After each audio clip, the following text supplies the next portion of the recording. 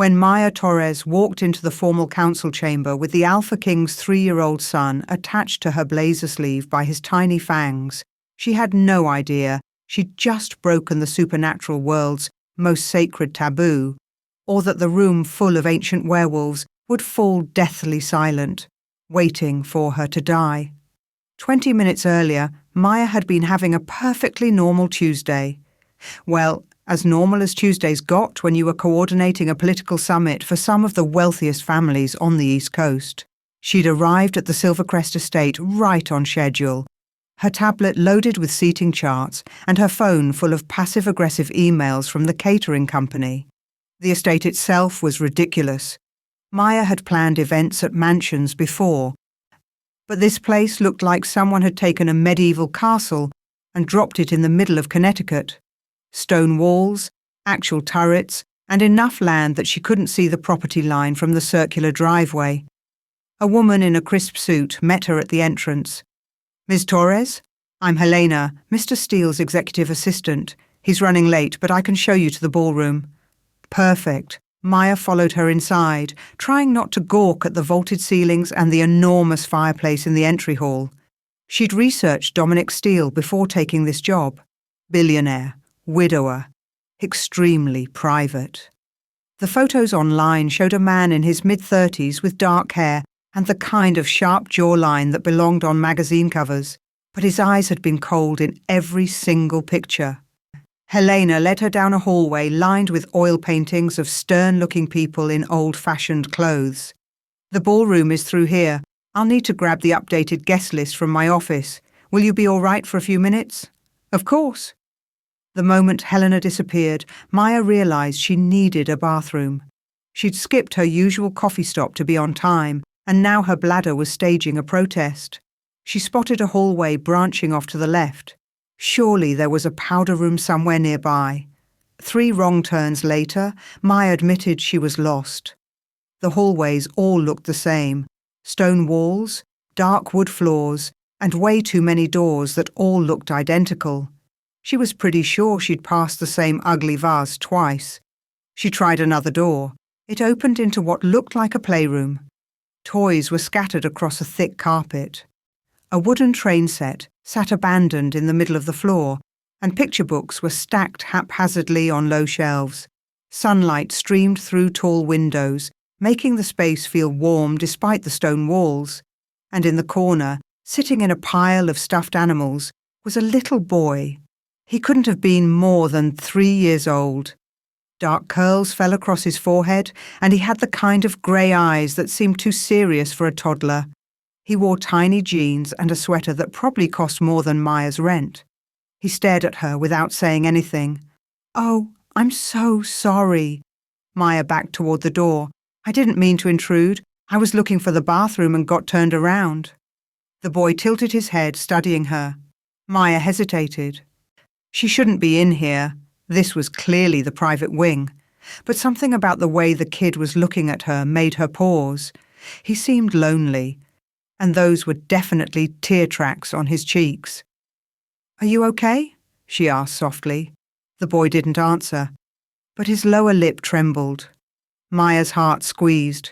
She knew she should leave, should go find Helena and admit she'd gotten lost. But she couldn't just walk away from a crying toddler. She took a careful step into the room. "My name's Maya. What's yours?" "Ezra," he whispered. "That's a great name." Maya sat down on the floor a few feet away from him, slowly, like she was approaching a nervous animal. "Those are some cool toys you've got. I used to have a train set like that when I was little." Ezra looked at the abandoned trains. "Daddy's busy." The words were so matter-of-fact. But Maya heard the loneliness underneath them. Adults are busy a lot, aren't they? It's pretty boring. "Nobody plays with me." Ezra picked up a stuffed wolf, squeezing it tight. "Not since Mama went away." Oh, God. This was Dominic Steele's son. The articles had mentioned a wife who died, but Maya hadn't realized there was a child. "I'm sorry about your mama," Maya said gently. Ezra looked up at her, and suddenly his eyes weren't quite human anymore. They glowed amber, and his features shifted, just slightly, but enough to make Maya's breath catch. His fingers looked longer, his nails like small claws. She should have been terrified. Every rational part of her brain screamed that this wasn't normal, that she should run. But he was still just a little boy who was hurting. "That's quite a trick," she said, and keeping her voice calm. "Can you show me again?" Ezra blinked, surprised. The glow faded slightly. "You're not scared." "Should I be?" He shook his head slowly, then crawled closer. Before Maya could react, he'd grabbed the sleeve of her blazer in his mouth, and she felt the sharp pinprick of small fangs through the fabric. "Hey!" Maya laughed despite herself. She tugged gently on her sleeve. "Are you a puppy? I think you might be a puppy."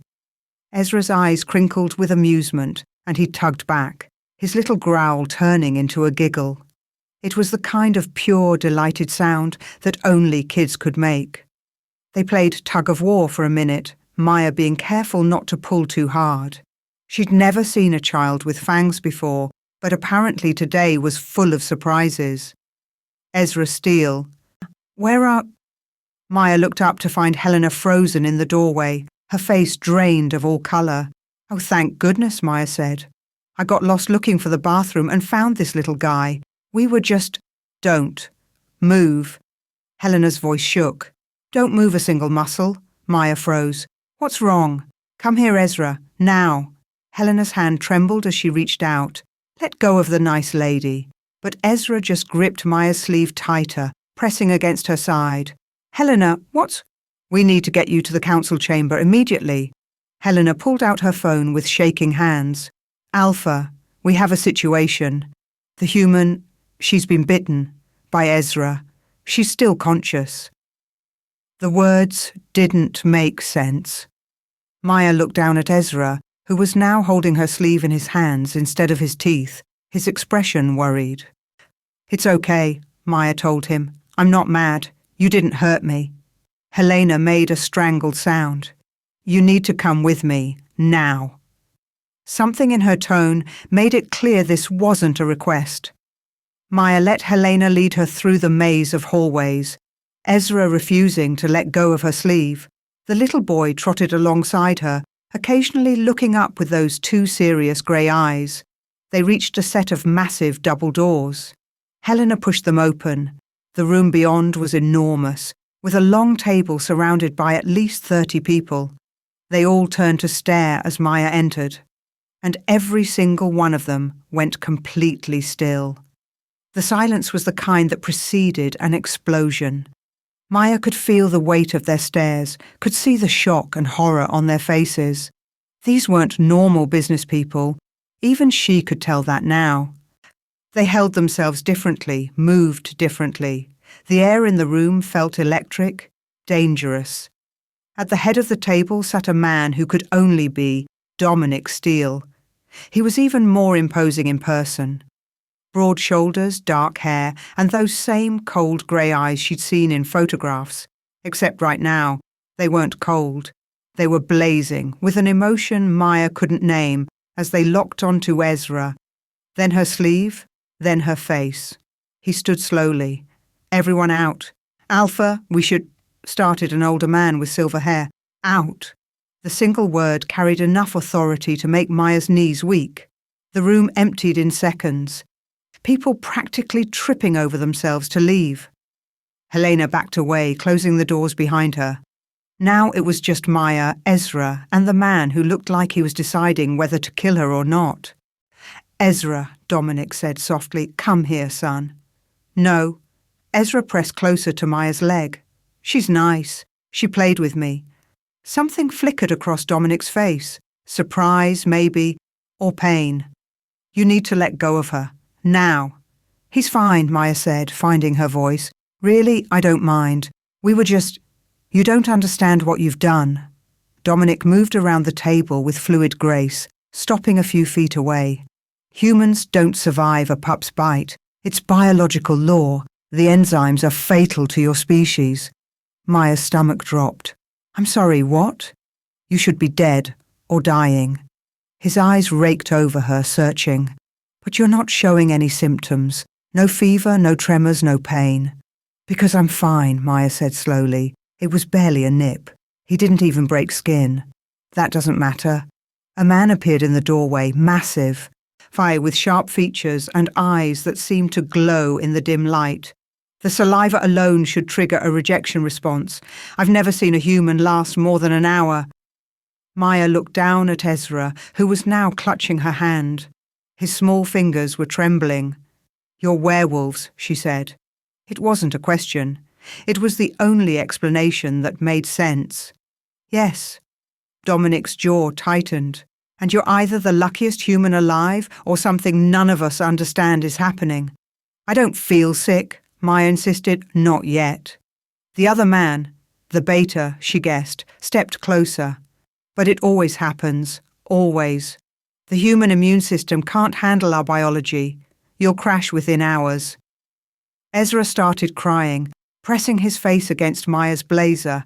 "I didn't mean to hurt her. I didn't mean to." Maya's heart broke.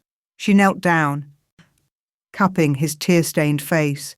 "Hey, you didn't hurt me. I promise." "Everyone I touch goes away," Ezra sobbed. "Mama went away. Now you'll go away too." "Ezra," Dominic's voice cracked, just slightly, but enough for Maya to hear the pain underneath. She looked up at him, this powerful man who was watching his son break apart, and saw something in his eyes that made her chest ache. Not just fear for her, hope, desperate, fragile hope. "I'm not going anywhere," Maya heard herself say. "You can't promise that," Dominic said harshly. "You don't know." "Then let me stay until we find out." Maya stood, still holding Ezra's hand. "If I'm dying anyway, what difference does it make?" The beta made a low sound of warning. "Alpha, this is highly irregular. Detain her." Dominic's eyes never left Maya's face. Observation only. I'm medical monitoring every hour. If she shows any signs of deterioration. He paused. "Make her comfortable." "And if I don't get sick?" Maya asked. Dominic stepped closer, so close she could see the gold flecks in his grey eyes. Up close, he was devastating, and clearly just as confused as everyone else. "Then we'll have a much bigger problem," he said quietly, "because humans don't survive a pup's bite, ever. And if you do—" His gaze dropped to where Ezra was clinging to her. "Then everything we know about our world is wrong." Chapter 2. The guest suite was nicer than any apartment Maya had ever lived in. Floor-to-ceiling windows overlooked manicured gardens. The bed was enormous, covered in silk sheets that probably cost more than her car. There was a sitting area with leather furniture, a bathroom with a tub big enough to swim in, and a fully stocked kitchenette. It was also a prison. Maya tested the door for the 5th time in an hour, locked from the outside. She'd tried the windows too. They didn't open. When she'd looked out earlier, she'd spotted 2 massive men patrolling the grounds below. Guards. Because apparently she was dangerous now. She sank onto the couch, dropping her head into her hands. This morning, she'd been worried about seating charts and whether the florist could handle 300 centerpieces. Now she was locked in a mansion, waiting to die from some kind of supernatural poison, surrounded by werewolves who looked at her like she was a bomb about to explode. Her phone sat on the coffee table, useless, no signal. They'd probably blocked it somehow. A knock at the door made her jump.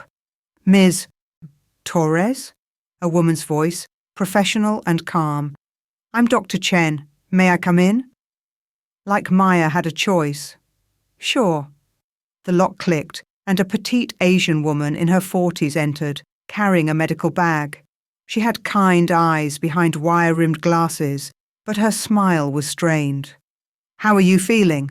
Dr. Chen asked, setting her bag on the coffee table. "Like I'm being held hostage," Maya said flatly. "I understand your frustration." Dr. Chen pulled out a tablet and a blood pressure cuff. "But I need you to understand how serious this is. In 50 years of pack medicine, I've never seen a human survive contact with a pup's saliva. Not once." "Maybe it's not as dangerous as you think." 3 months ago, a human woman accidentally picked up a pup at a public park.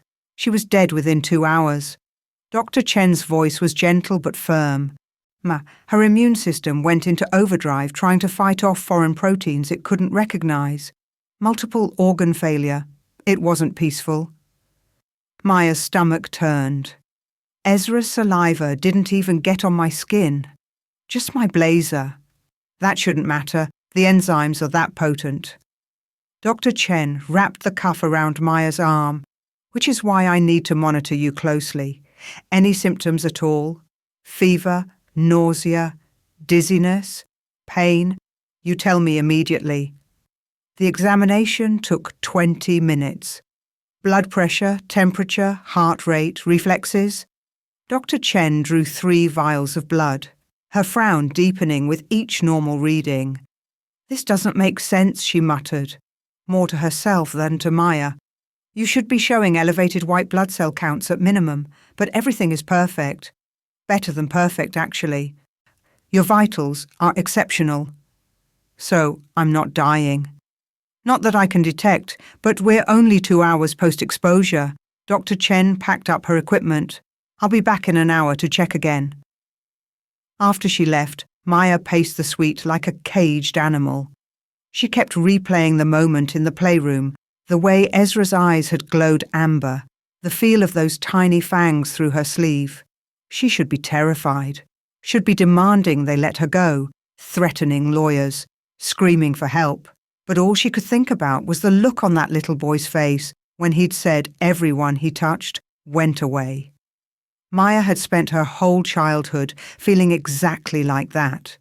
She was 7 years old, sitting in her 4th foster home in as many years. The social worker, Miss Patterson, had kind eyes but tired hands that shuffled papers with practiced efficiency. Maya, sweetie, the Hendersons are lovely people. I think you'll be very happy here. But Maya knew better. She was never happy anywhere. Not because the families were cruel. Most of them tried, really tried, but because she never fit. Like she was a puzzle piece from a different box, jamming herself into spaces that weren't quite the right shape. The other kids sensed it too. They'd circle around her on playgrounds, whispering, weird, different, wrong. By the time she was 12, Maya had stopped trying to fit in. She'd learned to be self-sufficient, to take care of herself, because everyone else eventually left. That was just how it worked. When she aged out of the foster system at 18, she wasn't surprised, wasn't even sad. She'd been preparing for it her whole life. No family, no history, not even a birth certificate with her parents' names, just unknown in both spaces. Sometimes, late at night, Maya wondered who she really was, where she came from, why her own mother hadn't wanted her. But wondering didn't change anything, so she'd built a life anyway, put herself through community college, started her event planning business, made something out of nothing. She was good at that, making something out of nothing. The sound of small footsteps in the hallway snapped Maya back to the present. Master Ezra, you can't want Maya. The door burst open. Ezra stood there in fresh clothes, his dark curls still damp like he'd recently had a bath. Behind him, a flustered woman in her 50s looked close to tears. I'm so sorry, Miss Torres, she gasped. He's too fast. I couldn't. It's okay. Maya knelt down as Ezra ran to her, throwing his arms around her neck. Hey, buddy. You're still here, Ezra whispered against her shoulder. You didn't go away. Not yet, Maya said, rubbing his back. She looked up at the nanny. Is this allowed? The Alpha hasn't forbidden it, the woman said carefully, but he's not going to be pleased. Then don't tell him, Maya said. Give us 10 minutes. The nanny hesitated, then nodded and closed the door. Ezra pulled back, studying Maya's face with those 2 old eyes. Are you sick? No, I feel fine. Everyone says you'll get sick because of me. His lower lip trembled. I didn't mean to bite you. I know you didn't, and I'm not mad. Maya smoothed his curls back from his forehead. Want to tell me why you were crying earlier? In the playroom? Ezra was quiet for a long moment. Then, I miss my mama. I bet you do. Daddy says she's in heaven, but I don't know where that is. He looked up at her. Do you have a mama?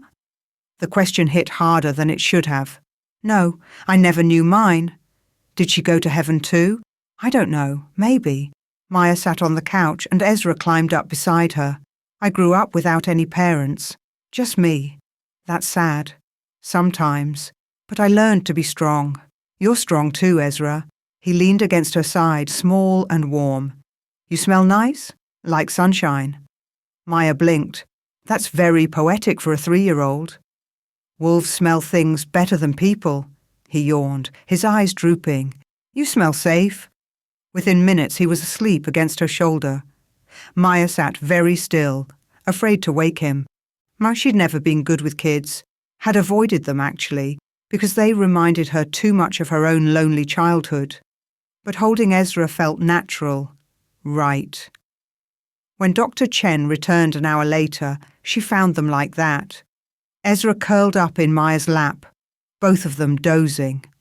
Well, Dr. Chen said softly, that's unexpected. Dominic Steele stood in his office, staring at the security feed from Maya's suite. His son. His closed-off, traumatized son who hadn't let anyone touch him in 2 years, sleeping peacefully in a stranger's arms, a human stranger who should be dead. Alpha, we need to discuss the situation. Marcus, his beta, stood by the door with his usual military posture. The council is asking questions. Let them ask. Dominic couldn't look away from the screen. From the way Ezra's small hand clutched Maya's sleeve, the same sleeve he'd bitten. What did Dr. Chen say?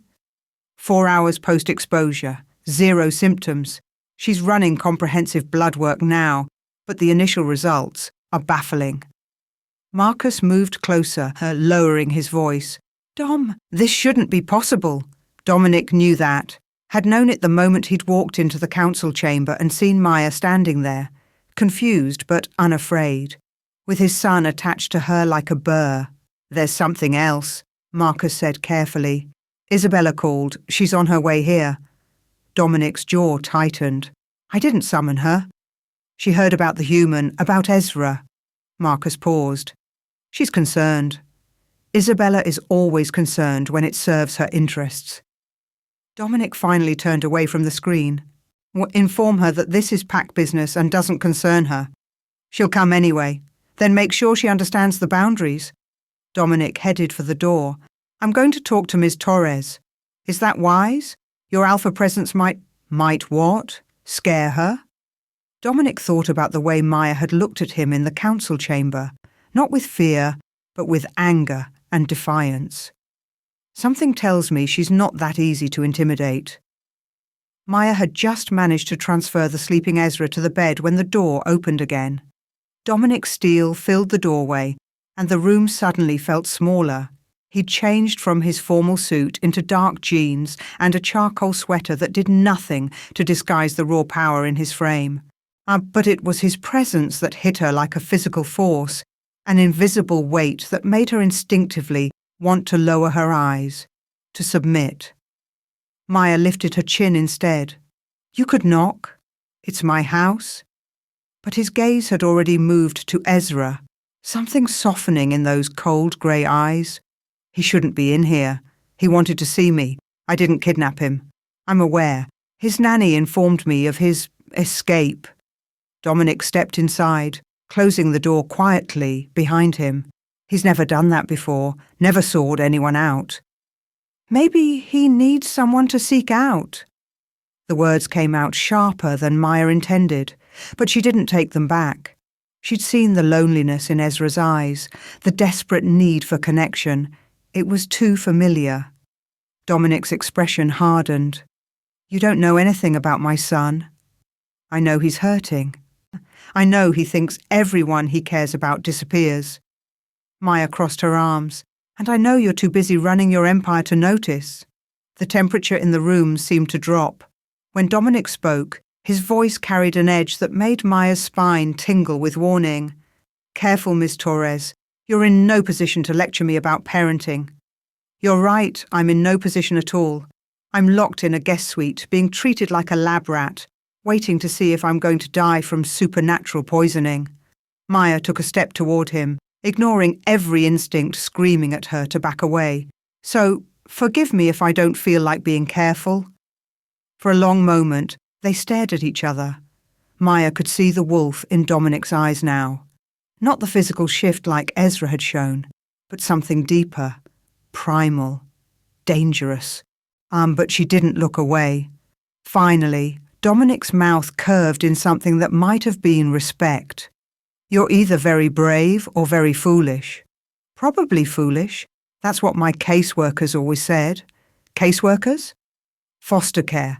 18 years of it, Maya shrugged. You learn to stand up for yourself when you don't have anyone else to do it. Something flickered across his face. You grew up in the system. Is that relevant? Everything about you is relevant right now, Miss Torres. You're an impossible anomaly. Dominic moved to the window, putting distance between them. Do you have any family history? Anything unusual in your background? I don't have any family, period. My birth certificate lists both parents as unknown. I've been a blank slate my whole life. No medical conditions? Strange occurrences? Things you couldn't explain? Maya thought about the dreams she sometimes had. Running through forests she'd never seen. Hunting prey with senses too sharp to be human. She thought about the way she'd always healed faster than normal. Bruises fading in days instead of weeks. But those were just oddities. Everyone had oddities. Nothing supernatural, if that's what you're asking. Dominic turned to face her. Dr. Chen will have your blood work results soon. If there's anything in your DNA that explains your immunity, then what? You'll keep me locked up forever? I'll keep you safe. The words were quiet, but absolute. The supernatural world has rules, Miss Torres. Ancient laws that have kept our kind hidden for millennia. Humans who learn about us are dealt with swiftly. Dealt with. You mean killed. Usually, he didn't sugarcoat it. But you're not a normal human breach. You survived something that should have killed you. That makes you either incredibly valuable or incredibly dangerous. To who? To everyone. Dominic's phone buzzed. He glanced at it, his expression darkening. I need to go. Don't let Ezra stay too long. He needs proper rest. Wait, Maya stopped him at the door. How long am I going to be kept here? Until we understand what you are. I'm a person. That's what I am. Dominic looked at her for a long moment. I hope that's true, for both our sakes. Dr. Chen appeared at dinner time with a food tray and barely concealed excitement. Your blood work came back, she said, setting up her tablet on the coffee table. And I need to show you something. Maya sat down, her appetite disappearing. Am I dying? No. But you're not entirely human either. The room tilted. What? Dr. Chen pulled up a complex genetic chart. These are markers we look for when identifying supernatural bloodlines. Werewolves have specific DNA sequences that differ from humans. So do other species, vampires, fae, witches. Each has a unique genetic signature. Okay, you have traces of something in your DNA, not enough to manifest as full abilities, but definitely not human. Dr. Chen zoomed in on a strand that glowed faintly on the screen. These markers are dormant, recessive, like they've been suppressed somehow. Maya's hands started shaking. What does that mean? It means one or both of your parents weren't human. But whatever you are, it's been buried deep. Hidden. Dr. Chen looked up, her expression sympathetic. Do you know anything about your biological parents? Nothing. I was left at a hospital when I was a few hours old. That might not have been an accident. If your parents were from the supernatural world. Dr. Chen trailed off. Mixed bloodlines are complicated. Some species don't mix well. The pregnancy could have been dangerous or forbidden. Maya's mind raced. All those years of feeling different, of not belonging anywhere. Had it been because she literally wasn't fully human? Can you tell what I am? Not yet. The markers are too degraded, but I've sent samples to specialists who might be able to identify them. Dr. Chen reached over and squeezed Maya's hand. I know this is overwhelming. That's an understatement. A commotion in the hallway made them both look up. Raised voices, one of them female and sharp with authority. I don't care what the Alpha said. I'm going in there. The door flew open. The woman who swept in was stunning in the way predators were stunning. All lean muscle and dangerous grace. She had long dark hair, amber eyes that glowed with inner fire, and wore an expression of pure contempt. So, this is the human causing all the fuss. She looked Maya up and down like she was examining livestock. Disappointing. Isabella. Dr. Chen stood quickly. You can't be in here. I go where I please, Doctor. Isabella moved closer to Maya, her nostrils flaring. Interesting. You don't smell entirely human. There's something off. Back off, Maya said, standing her ground despite the instinct to run. Isabella laughed. Oh, it has a spine. How refreshing. She circled Maya slowly. Let me guess. You think because Ezra likes you, you're special. That Dominic might see you as more than the science experiment you are. I don't think anything. I just want to go home. Liar. Isabella's smile was all teeth. I can hear your heartbeat spike when I mention him. You're attracted to him. How predictable. This is inappropriate, Dr. Chen protested. The Alpha is busy with council matters. They're debating what to do with our little anomaly here. Isabella leaned in close, her voice dropping to a purr. Want to know what I suggested? Execution, clean, simple, solves all our problems. Maya's blood ran cold. You can't. I'm the Alpha of the Romano pack. I can suggest whatever I want. Isabella straightened, smoothing her hair. Dominic and I have an understanding. We're going to unite our packs, create the strongest werewolf alliance on the East Coast. I'll be Lunar Queen within the year. Then why are you threatened by me? The question slipped out before Maya could stop it. Isabella's eyes flashed gold. I'm not threatened by you. I'm protecting what's mine. Dominic, Ezra, the pack. She stepped even closer, her voice dropping to a growl. Stay away from them. Whatever you are, you don't belong in our world. Maybe I do, Maya shot back, surprising herself. Dr. Chen just told me I'm not fully human, so maybe I have just as much right to be here as you do. The slap came so fast, Maya didn't see it coming. Pain exploded across her cheek, and she stumbled back. Dr. Chen rushed forward, putting herself between them. That's enough, the doctor shouted. Get out, Isabella, now. But Isabella wasn't looking at Dr. Chen. She was staring at Maya's face with an expression of shock. Maya touched her stinging cheek. When she pulled her hand away, there was blood on her fingers. Isabella's nails had broken skin, but even as she watched, the scratches began to close, healing. Within seconds, the wounds had disappeared entirely, leaving only dried blood behind. Impossible, Isabella breathed. Humans don't heal that fast. I told you, Dr. Chen said quietly. She's not human. The door burst open again. Dominic stood there, Marcus right behind him, both of them radiating fury. Isabella, what the hell are you doing here? Dominic demanded. But Isabella had already recovered her composure. Simply introducing myself to our guest, though I must say, Dominic, her healing abilities are quite remarkable. You really should inform the council about this development. Out. Now. Isabella glided toward the door, pausing next to Dominic. The council convenes in an hour. They'll want to see her. She looked back at Maya, her smile cruel. I hope you're ready to defend your right to exist, little anomaly, because they're going to tear you apart to find out what you are. After she left, silence filled the room. Dominic crossed to Maya in 3 strides, his hand gentle as he tilted her face toward the light, examining where the scratches had been. Are you hurt? I'm fine. It's already healed. I can see that. His thumb brushed her cheek. and Maya's breath caught. This close, she could see the gold flecks in his grey eyes, could feel the heat radiating from his skin. "I'm sorry. Isabella had no right. She said the council wants to execute me." Dominic's jaw clenched. "Over my dead body." "Why do you care?" Maya whispered. "You don't even know me."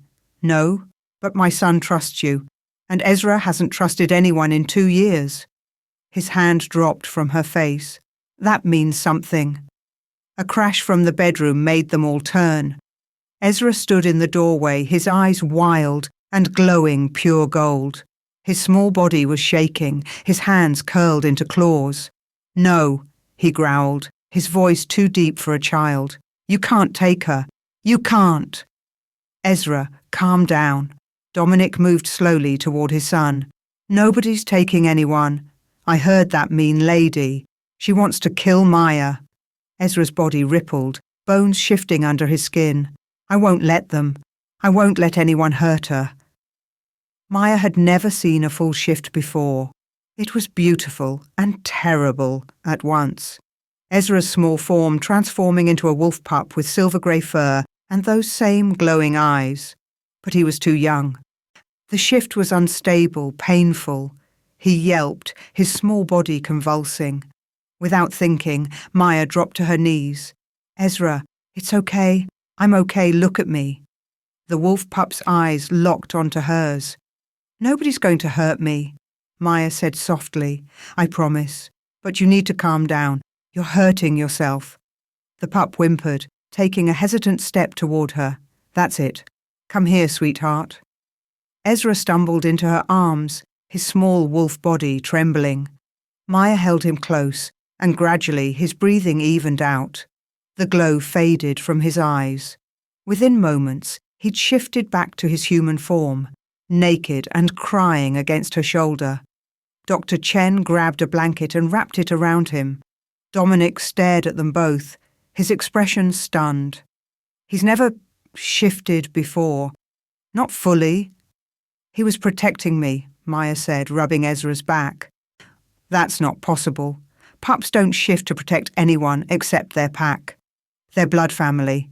Marcus stepped forward, his voice shaking. "Alpha, this means—" "I know what it means." Dominic's eyes met Maya's, and she saw fear there. Real, genuine fear. "The bond. It's already forming." "What bond?" Maya demanded. But before anyone could answer, footsteps thundered in the hallway. The door flew open, revealing a dozen werewolves in formal robes. The council, Maya guessed. The leader, an ancient-looking man with white hair and ice-blue eyes, surveyed the scene with cold calculation. "Alpha Steel, we've come to a decision regarding the human." His gaze landed on Maya, still holding the trembling Ezra. "She poses too great a risk to our secrecy. The council has voted. She must be executed immediately." Ezra's scream was pure anguish. His body began to shift again, but this time the transformation was complete, perfect. He leaped from Maya's arms as a fully formed wolf pup, placing himself between her and the council, his tiny fangs bared in a snarl. The council members stepped back, shock written on every face. "Impossible," the leader breathed, "a true guardian bond with a human." "She's not human," Dominic said quietly, moving to stand beside his son. "And she's under my protection. Anyone who tries to harm her will answer to me." The council leader's eyes narrowed. "You would defy the council for this creature?" "I would defy the gods themselves for my son." Dominic's power filled the room, making the air crackle. "And Ezra has claimed her. The bond is sacred. Even you cannot break it." Silence fell. Then Ezra shifted back. I'm reaching for Maya with desperate hands. She pulled him close, blanket and all, her heart hammering. The council leader stared at them for a long moment. Then he turned to Dominic. "This isn't over, Alpha Steel. Whatever she is, she's disrupted the natural order. There will be consequences. Then we'll face them. Together." After the council filed out, Maya finally found her voice. Someone want to tell me what the hell a guardian bond is? Dominic met her eyes, and she saw her own fear reflected back at her. It means my son has bound himself to you, supernaturally, permanently. He ran a hand through his hair. It means, whether we like it or not, you're part of this family now. Chapter 3. Maya spent the night in the guest suite with Ezra curled up beside her, refusing to let go of her hand even in sleep. Dr. Chen had checked on them twice, each time shaking her head in wonder at the vitals that showed their heartbeats had synchronized, a phenomenon that shouldn't be possible between a werewolf pup and a human. Except Maya wasn't entirely human. She just didn't know what she was. When dawn broke over the estate, painting the room in shades of gold and amber, Maya was already awake. She'd barely slept, her mind racing with everything that had happened. The council's death sentence, Ezra's impossible shift, the bond that apparently now tied her to a 3-year-old werewolf pup she'd only met yesterday. A soft knock at the door made her tense. "It's Dominic," came the low voice from the hallway. "We need to talk." Maya carefully extracted her hand from Ezra's grip and slipped out of bed. She opened the door to find Dominic looking like he hadn't slept either. His hair was dishevelled, his jaw shadowed with stubble, and he'd traded his polished appearance for worn jeans and a simple black t-shirt that did nothing to hide the muscled frame beneath. He looked human, tired, real. "Is he still asleep?" Dominic asked, his gaze moving past her to his son. "Yes," finally settled around 3. Something softened in Dominic's expression. He used to have night terrors, every night since Elena died, but Dr. Chen said he slept peacefully last night. He had a nightmare around 1. I just held him until it passed. Dominic's eyes met hers, and Maya saw something there she couldn't quite name. Gratitude, maybe. Or envy that a stranger could comfort his son when he couldn't. "I have a proposal," he said quietly. "Let's talk in my office." Maya glanced back at Ezra. "I don't want to leave him. I've already arranged for Celeste to sit with him, my sister. She's the only other person besides you that Ezra tolerates." Dominic paused. "And she's dying to meet the woman who's caused such chaos in less than 24 hours. A woman appeared behind him, tall, elegant, with the same grey eyes as Dominic, but warmer somehow. She wore yoga pants and an oversized sweater, her dark hair pulled into a messy bun. "You must be Maya," she said, pushing past her brother with easy familiarity. "I'm Celeste, and I have to say, that entrance yesterday was legendary. The entire pack is still talking about it."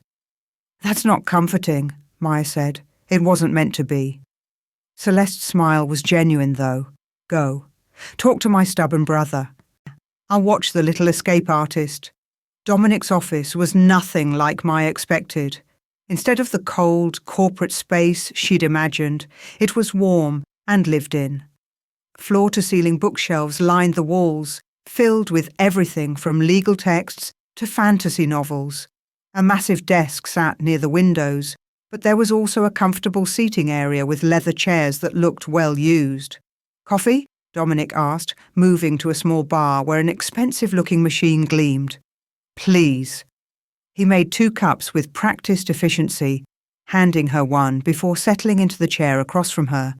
For a moment, they just sat there, drinking coffee as dawn light filled the room. "The council won't back down," Dominic said finally. "They see you as a threat to our secrecy, to our way of life. I didn't ask for any of this." "I know, but it doesn't change the situation." He set his cup down. "The bond between you and Ezra is real, sacred even, but it's also unprecedented. Pups don't form guardian bonds with anyone outside their direct bloodline. It should be impossible." "Seems like I'm making a habit of the impossible." "Yes, which is why I'm going to propose something that will either solve our problems or create entirely new ones." Dominic leaned forward, his elbows on his knees. "I want you to pose as my chosen Luna. Temporarily." Maya blinked. "I'm sorry, what?" "A Luna is—" "I know what a Luna is," I've read enough paranormal romance novels to get the basics. Maya set her coffee down before she spilled it. You want me to pretend to be your mate? Not my mate, my chosen companion. There's a difference. Dominic's tone was pure business now. Like he was negotiating a merger. True mates are rare, especially among alphas. Most of us choose compatible partners who strengthen our packs politically. The council would have no grounds to execute you if you're under my official protection as Luna in training. Luna in training, Maya repeated. That's a thing? It will be. We'll present it as a trial period. Say that I've chosen you to help Ezra heal, that the bond he's formed with you shows you're meant to be part of our pack. Dominic stood, pacing to the windows. It buys us time to investigate your origins, to figure out what you are and why you survived Ezra's bite. Meanwhile, you stay close to Ezra, who's already showing improvement. Maya's head spun. This is insane. This is politics and survival. He turned to face her. The summit I'm hosting starts in 5 days. Every major pack alpha on the East Coast will be here. If I present you as my chosen Luna, with Ezra's guardian bond as proof of your worthiness, the council can't touch you without questioning my authority. And Isabella, your supposed future Luna Queen? Dominic's jaw tightened. Isabella has been positioning herself for that role for years, but I've never agreed to it. Our packs have an alliance, nothing more. She seems to think differently. Isabella thinks whatever serves her ambition. He moved closer, his voice dropping. I won't lie to you, Maya. This won't be easy. You'll have to learn our customs, attend formal events, face scrutiny from every werewolf in the territory. Isabella will make your life hell. The council will watch your every move, waiting for you to fail. And when the trial period ends, we'll cross that bridge when we come to it. Dominic's eyes searched hers. I'm asking you to trust me, to put your life in my hands and play a role that will be uncomfortable and probably terrifying. In exchange, I'll protect you from the council, give you access to resources that can help identify your heritage and provide you with a place in this world. A fake place. For now, something flickered in his expression. But the bond with Ezra is real. Whether this arrangement is temporary or not, you'll always be part of his life. The question is whether you'll do it with the pack's protection or as a fugitive. Maya thought about Ezra's small hand in hers, his tear-stained face when he'd begged her not to leave. She thought about the way it had felt to hold him while he slept, like something in her chest had finally clicked into place after years of being slightly off-kilter. She thought about having nowhere else to go. No family, no real home. Just a small apartment and a business that would fail without her there to run it. What about my work, my life? We'll handle it. Say you've taken on a high-profile client requiring your full attention for the next few months. Your assistant can manage the day-to-day operations. Dominic pulled out his phone, typing quickly. I'll have my lawyers draw up a contract. Generous compensation for your time, a confidentiality agreement, and an exit clause if things become untenable. A contract. Maya laughed, but there was no humour in it. Of course, this is just another business deal for you. Isn't it? What else would it be? The coldness in his tone stung more than it should have. Maya stood, wrapping her arms around herself. Right. What else? Maya. When do we start this charade? Dominic's expression shuttered. Immediately. Celeste will help you with protocol and etiquette. You'll need appropriate clothing, training in pack dynamics, and a crash course in supernatural politics. Anything else? Should I learn to curtsy? Kiss your ring? You kneel to no one, Dominic said sharply. You'll be Luna. That means you stand beside me as an equal, at least publicly. And privately? Privately, we maintain appropriate boundaries. This is a business arrangement, not a romance novel. He moved to his desk, picking up his phone again. Marcus will assign you a security detail. You don't go anywhere without guards, especially after the council's threat. I'm a prisoner with a better title, got it. You're alive, Dominic said, his voice hard. That's more than you would have been if I'd let the council have their way. He was right. Maya knew he was right, but the clinical way he was arranging her entire life, like she was a chess piece to be moved around his board, made her want to scream. "Fine," she said. "I'll do it, for Ezra." "Good." Dominic returned his attention to his phone, already typing. "Celeste will meet you in the East Wing in an hour. She'll get you started." Maya was halfway to the door when his voice stopped her. "Maya." She turned. Dominic looked up from his phone, his expression unreadable. "Thank you for helping my son." "Don't thank me. You're paying me, remember? Just business." She left before he could respond. Her chest tight with emotions she didn't want to examine. Celeste was waiting in an elegant sitting room that looked like it belonged in a European palace. She'd changed into designer jeans and a silk blouse, looking effortlessly sophisticated in a way Maya knew she'd never achieve. "So," Celeste said, patting the seat beside her, "my brother made his proposal." "You knew about it?" "I suggested it, actually. Dominic was ready to go to war with the council, which would have been very dramatic but ultimately stupid." Celeste poured tea from a delicate china pot. "This way, everyone gets what they need. You get protection, Ezra gets the first person who's made him smile in 2 years, and Dominic gets, well, he gets to maintain control, which is basically his love language." Maya accepted the tea. He made it sound very businesslike. Monday very temporary. "That's Dominic. He's been shutting down emotionally since Elena died, maybe even before." Celeste's expression turned sad. She was his true mate, found her when he was 23, young for an alpha. They had 10 years together before the cancer. "I'm sorry. It destroyed him. Destroyed both of them, really. Ezra was barely a year old when Elena got sick. She fought for 2 years, but—" Celeste trailed off. "Watching your mate die slowly is torture for a werewolf. The bond doesn't break until death." Dominic felt every moment of her pain. Maya's throat tightened. "That's horrible." "It is, and it's why he's built walls around himself. Why he treats everything like a transaction now." Celeste met Maya's eyes. "But you make his son laugh. You survived something impossible. And whether my stubborn brother admits it or not, you've already disrupted his carefully controlled world. Isabella seems to think I'm disrupting her world too." "Oh, Isabella." Celeste rolled her eyes.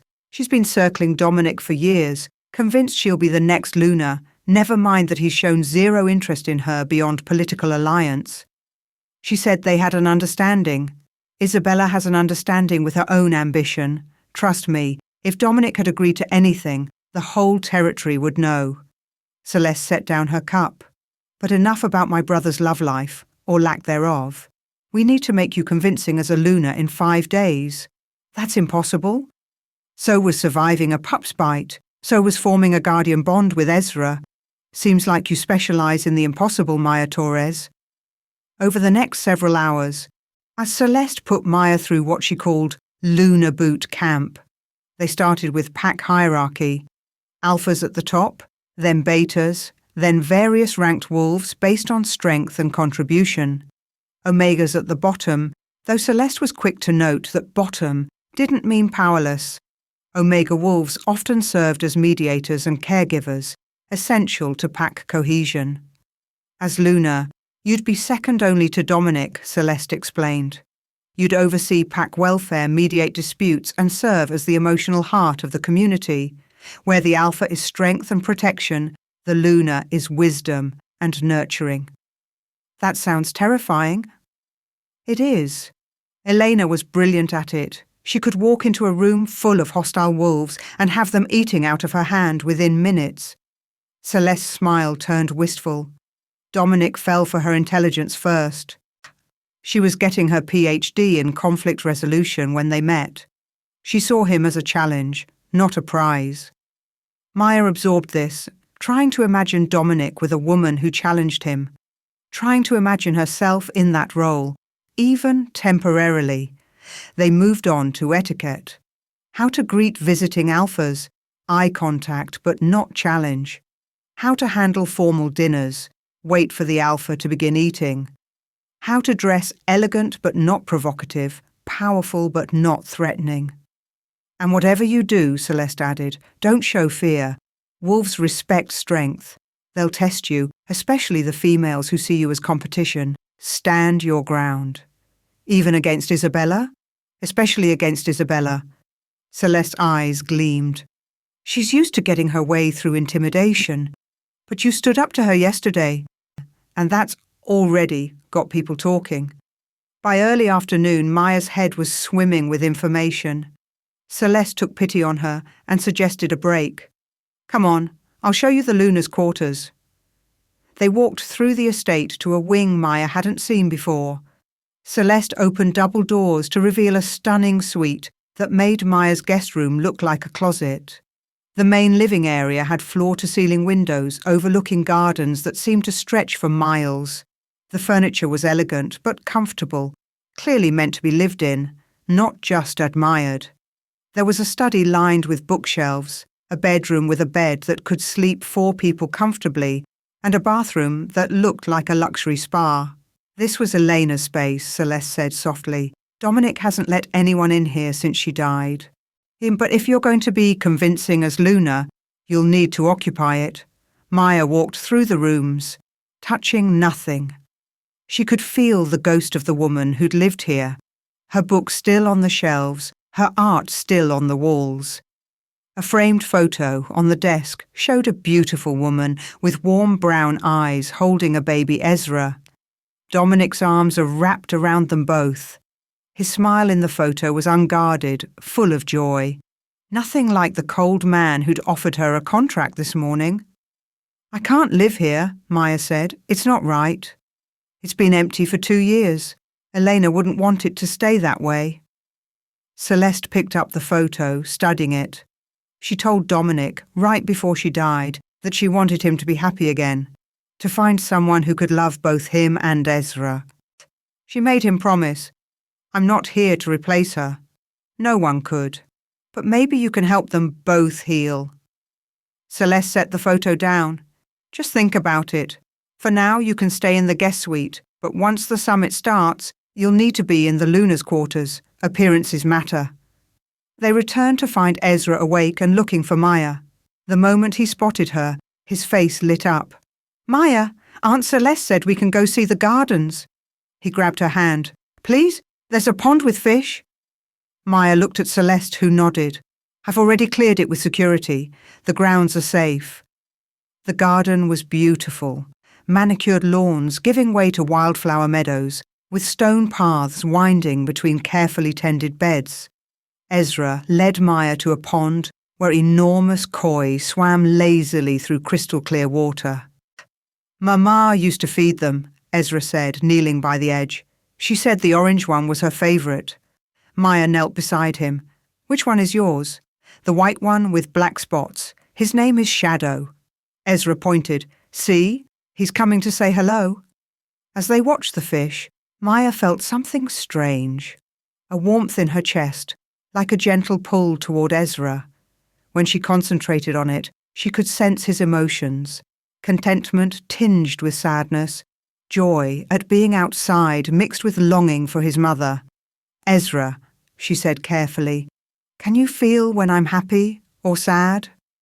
He nodded, not looking away from the fish. You're confused a lot and scared, but you're happy when you're with me. The warmth in her chest intensified. This was the bond Dr. Chen had mentioned. The impossible connection that shouldn't exist between a werewolf pup and a non-pack member. Does it feel weird? Maya asked. No, it feels right. Ezra looked up at her, his grey eyes so much like his father's. Like you're supposed to be here. Before Maya could respond, she felt something else. A spike of anger, sharp and close. She turned to see Isabella approaching across the lawn, flanked by 2 other women who looked equally hostile. How sweet, Isabella said, her voice dripping with false warmth. Playing happy family already. Ezra pressed against Maya's side. She stood, keeping herself between him and Isabella. We're enjoying the gardens, Maya said evenly. Is there something you need? Just thought I'd introduce you to some pack members. Isabella gestured to her companions. This is Vera and Natasha. They're very interested in meeting the human who's supposedly going to be our Luna." The way she said human made it clear what she thought of Maya's worth. Vera, a blonde with ice blue eyes, looked Maya up and down. Dominic's standards have certainly fallen. First Elena, with her degrees and her breeding, now this.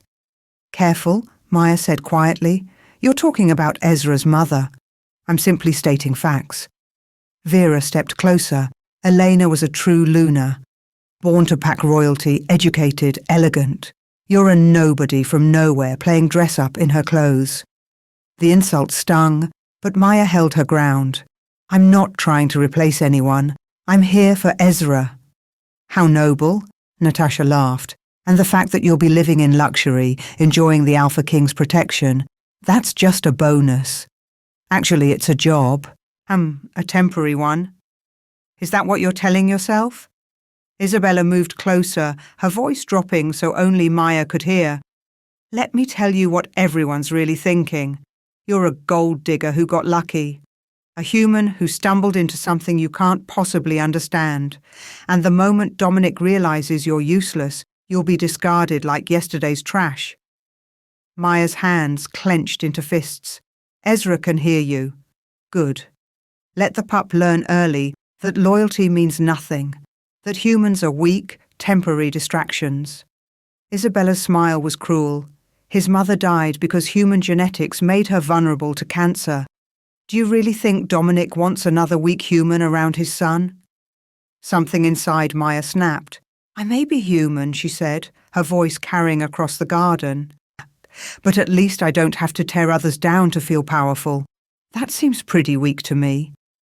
Isabella's eyes flashed gold. How dare I what? Stand up for myself, protect Ezra from your poison?" Maya took a step forward, and Isabella actually took a step back. "You want to know what I think? I think you're terrified, because a nobody from nowhere has what you've been fighting for, Ezra's trust. And you can't buy that with power or politics or whatever game you're playing." The air around Isabella shimmered with barely contained rage. For a moment, Maya thought she'd gone too far, that Isabella would shift right there and tear her apart. But then Ezra stepped out from behind Maya, his small body vibrating with protective energy. "Leave Maya alone," he said, and his voice carrying an edge of command that shouldn't have been possible from a 3-year-old. "She's mine." The three women froze. In werewolf culture, Maya was learning fast, a pup claiming someone was sacred, unbreakable. "Well," Isabella said finally, her composure cracking. "How touching. The little prince has found his pet. I said leave her alone." Ezra's eyes began to glow. "Easy, sweetheart," Maya said, kneeling beside him. She could feel his anger through their bond, hot and fierce. "They're leaving." "We are not," Vera started. "Actually, you are." Celeste appeared from the path, Marcus at her side. Both of them looked ready for a fight. "The Alpha's sister and Beta outrank you, Isabella, and we're ordering you to leave, now." For a long moment, Isabella stared at Maya with pure hatred. Then she turned on her heel and stalked away, her companions following. "That could have gone better," Celeste said, "or worse," Marcus added. He looked at Maya with something like respect. "Standing up to Isabella takes guts. She's killed wolves for less." "She threatened Ezra," Maya said simply. "I don't care who she is." Marcus and Celeste exchanged a look. "You're going to fit in just fine here," Celeste said. That evening, Dominic hosted a formal dinner for the Pack's inner circle. A test run, Celeste explained, for the larger summit events to come. Maya wore a dress Celeste had provided, a deep emerald silk that somehow made her look elegant instead of out of place. Her hair was swept up, and someone had done her makeup with a light hand that enhanced rather than concealed. She looked like someone who belonged in this world. The dining room was enormous, with a table that could seat 50 people. Tonight, only 20 were present.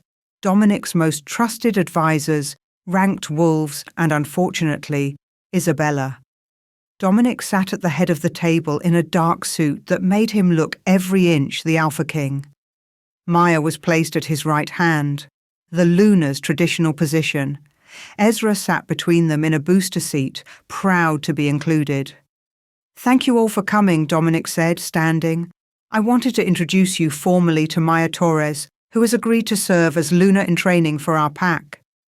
Murmurs rippled through the room.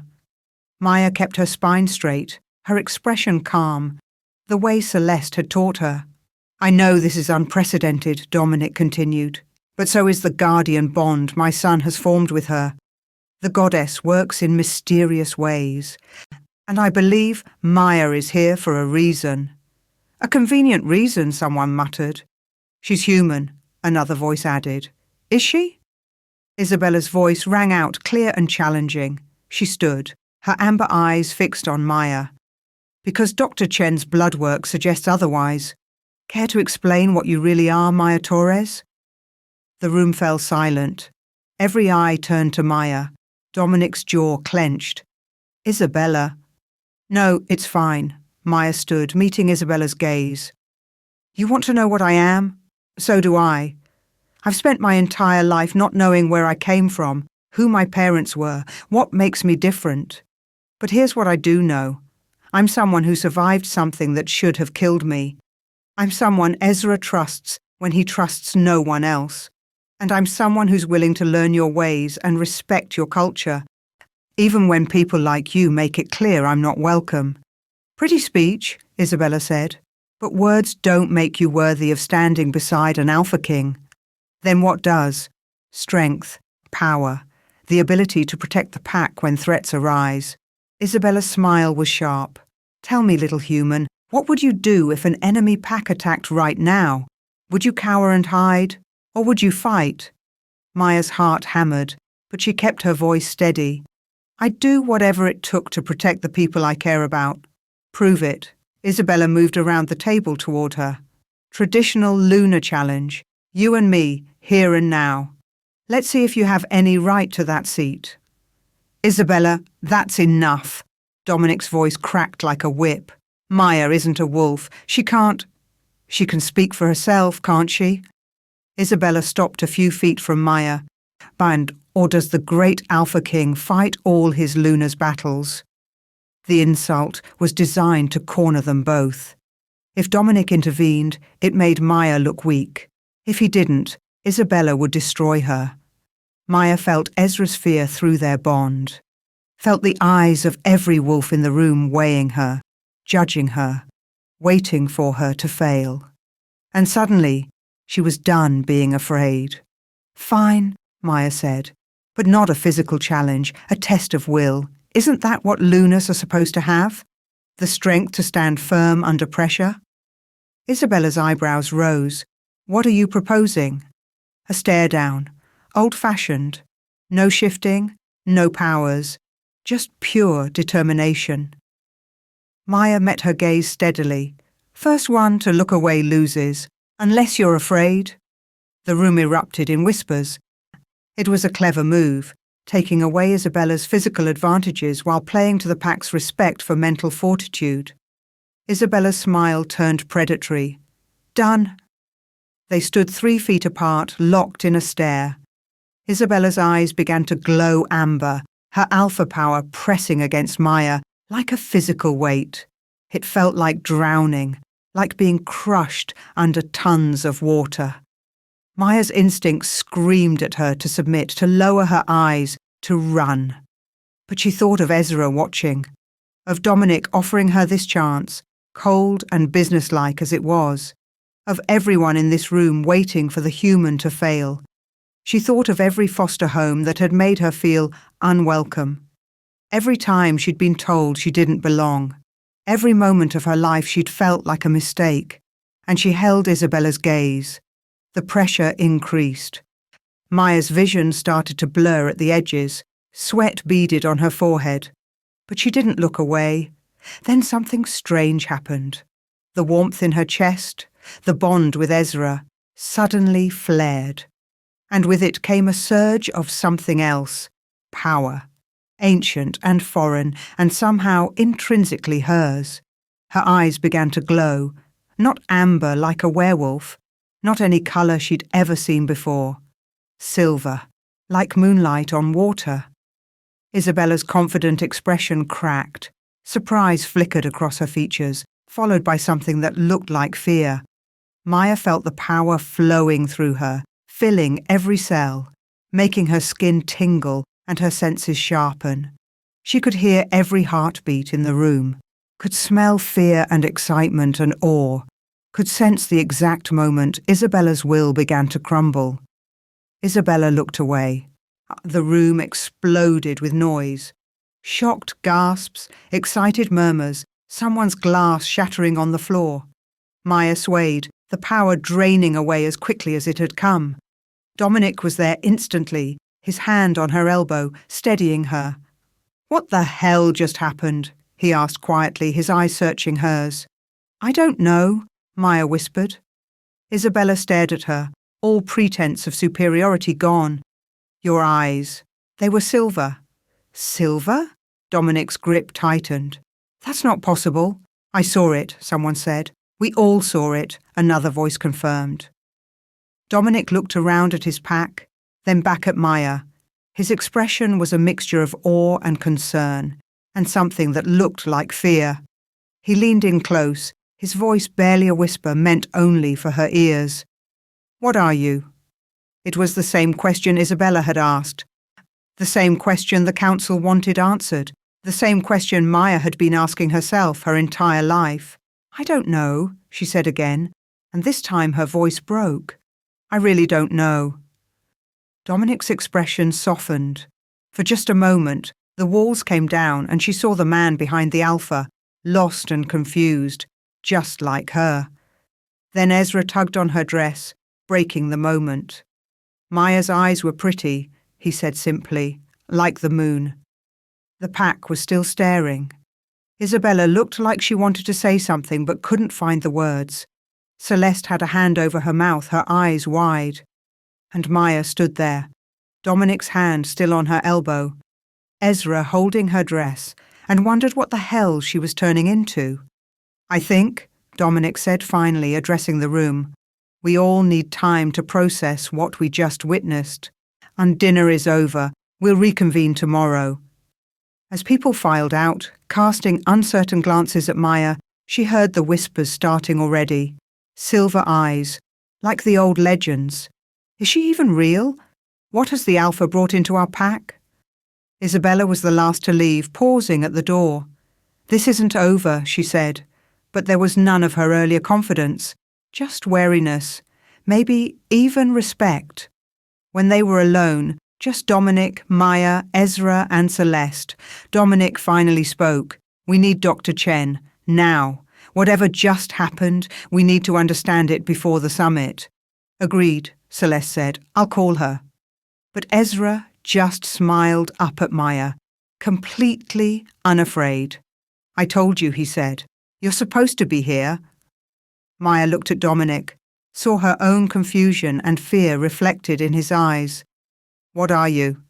he asked again, quieter this time. And Maya could only shake her head, because she had no answer. But deep in her chest, where the bond with Ezra glowed warm and steady, something ancient stirred.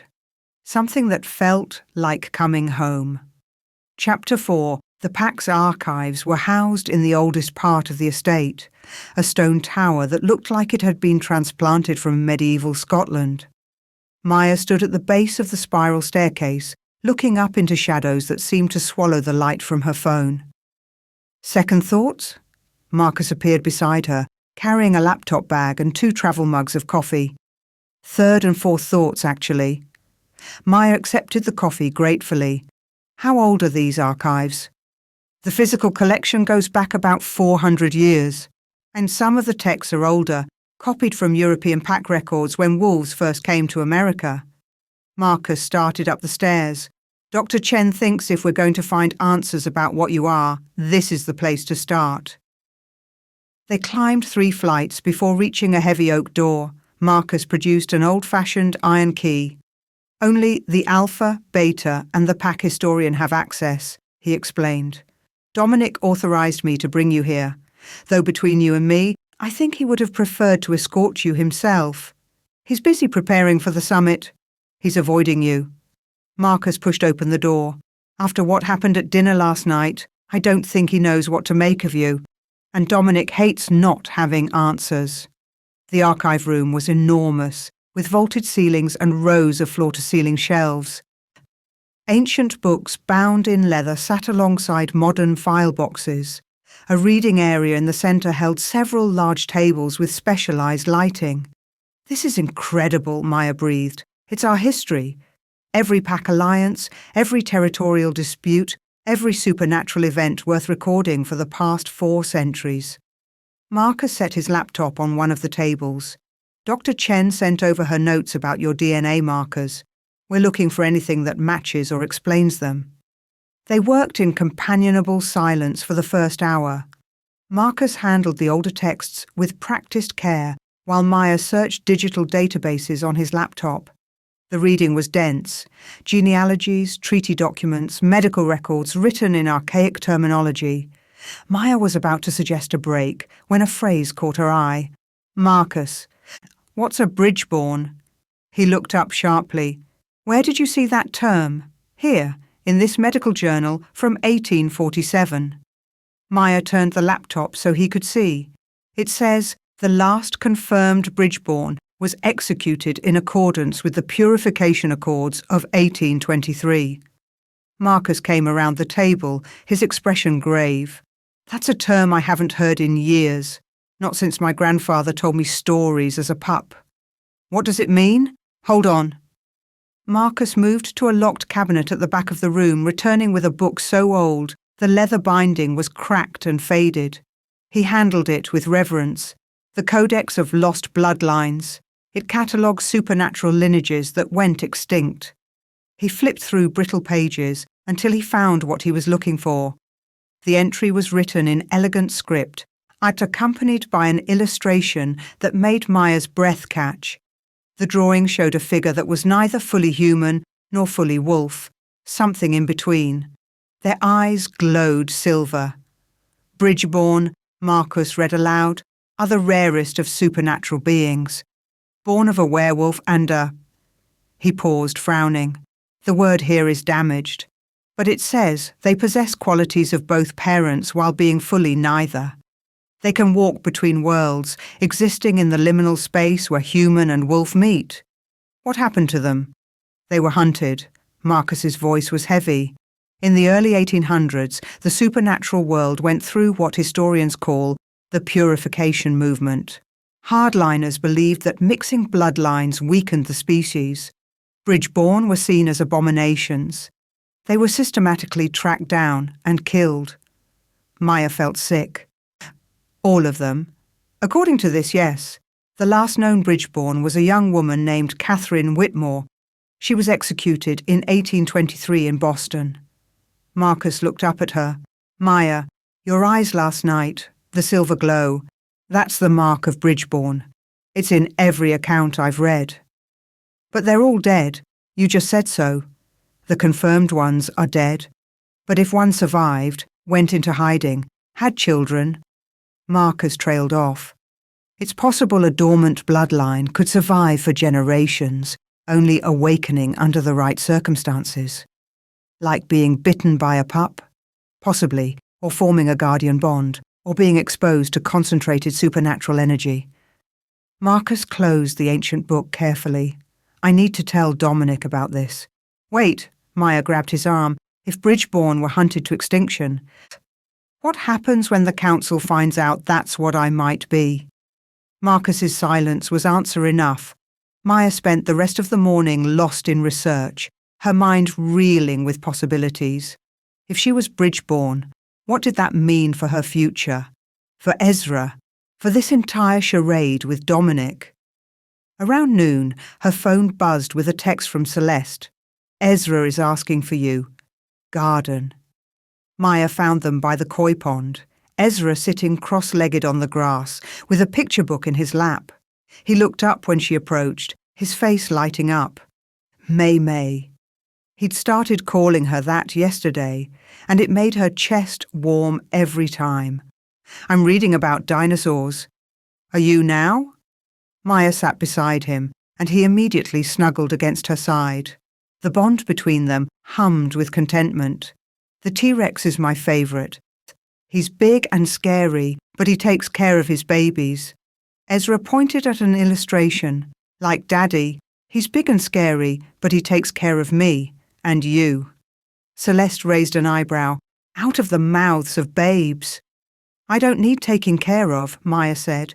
Everyone needs taking care of sometimes. Ezra turned to the page. Aunt Celeste says you're learning about your family. Did you find them? Maya exchanged a look with Celeste. How much did a 3-year-old understand? I'm learning about where I might have come from, she said carefully, but it's complicated. Complicated is okay. Daddy says I'm complicated too, because I'm a wolf and a boy, and sometimes I'm sad about Mama, but happy about other things. Ezra pressed closer. You can be complicated with me. God, this kid was going to destroy her heart. They spent the afternoon in the garden. Ezra showed Maya his favourite hiding spots, introduced her to every flower by name, his mother had taught him, and insisted on a tea party with his stuffed animals. Maya was helping a plush wolf drink from a tiny cup when she heard something. Voices. Too far away for normal hearing, but crystal clear to her suddenly heightened senses. Confirmation from our source inside. During the summit, maximum chaos. The pup is the vulnerability. Maya's head snapped up. The voices were coming from beyond the estate walls, in the forest that bordered the property. She couldn't see anyone, but she could hear them as clearly as if they were standing beside her. Maya? Celeste touched her arm.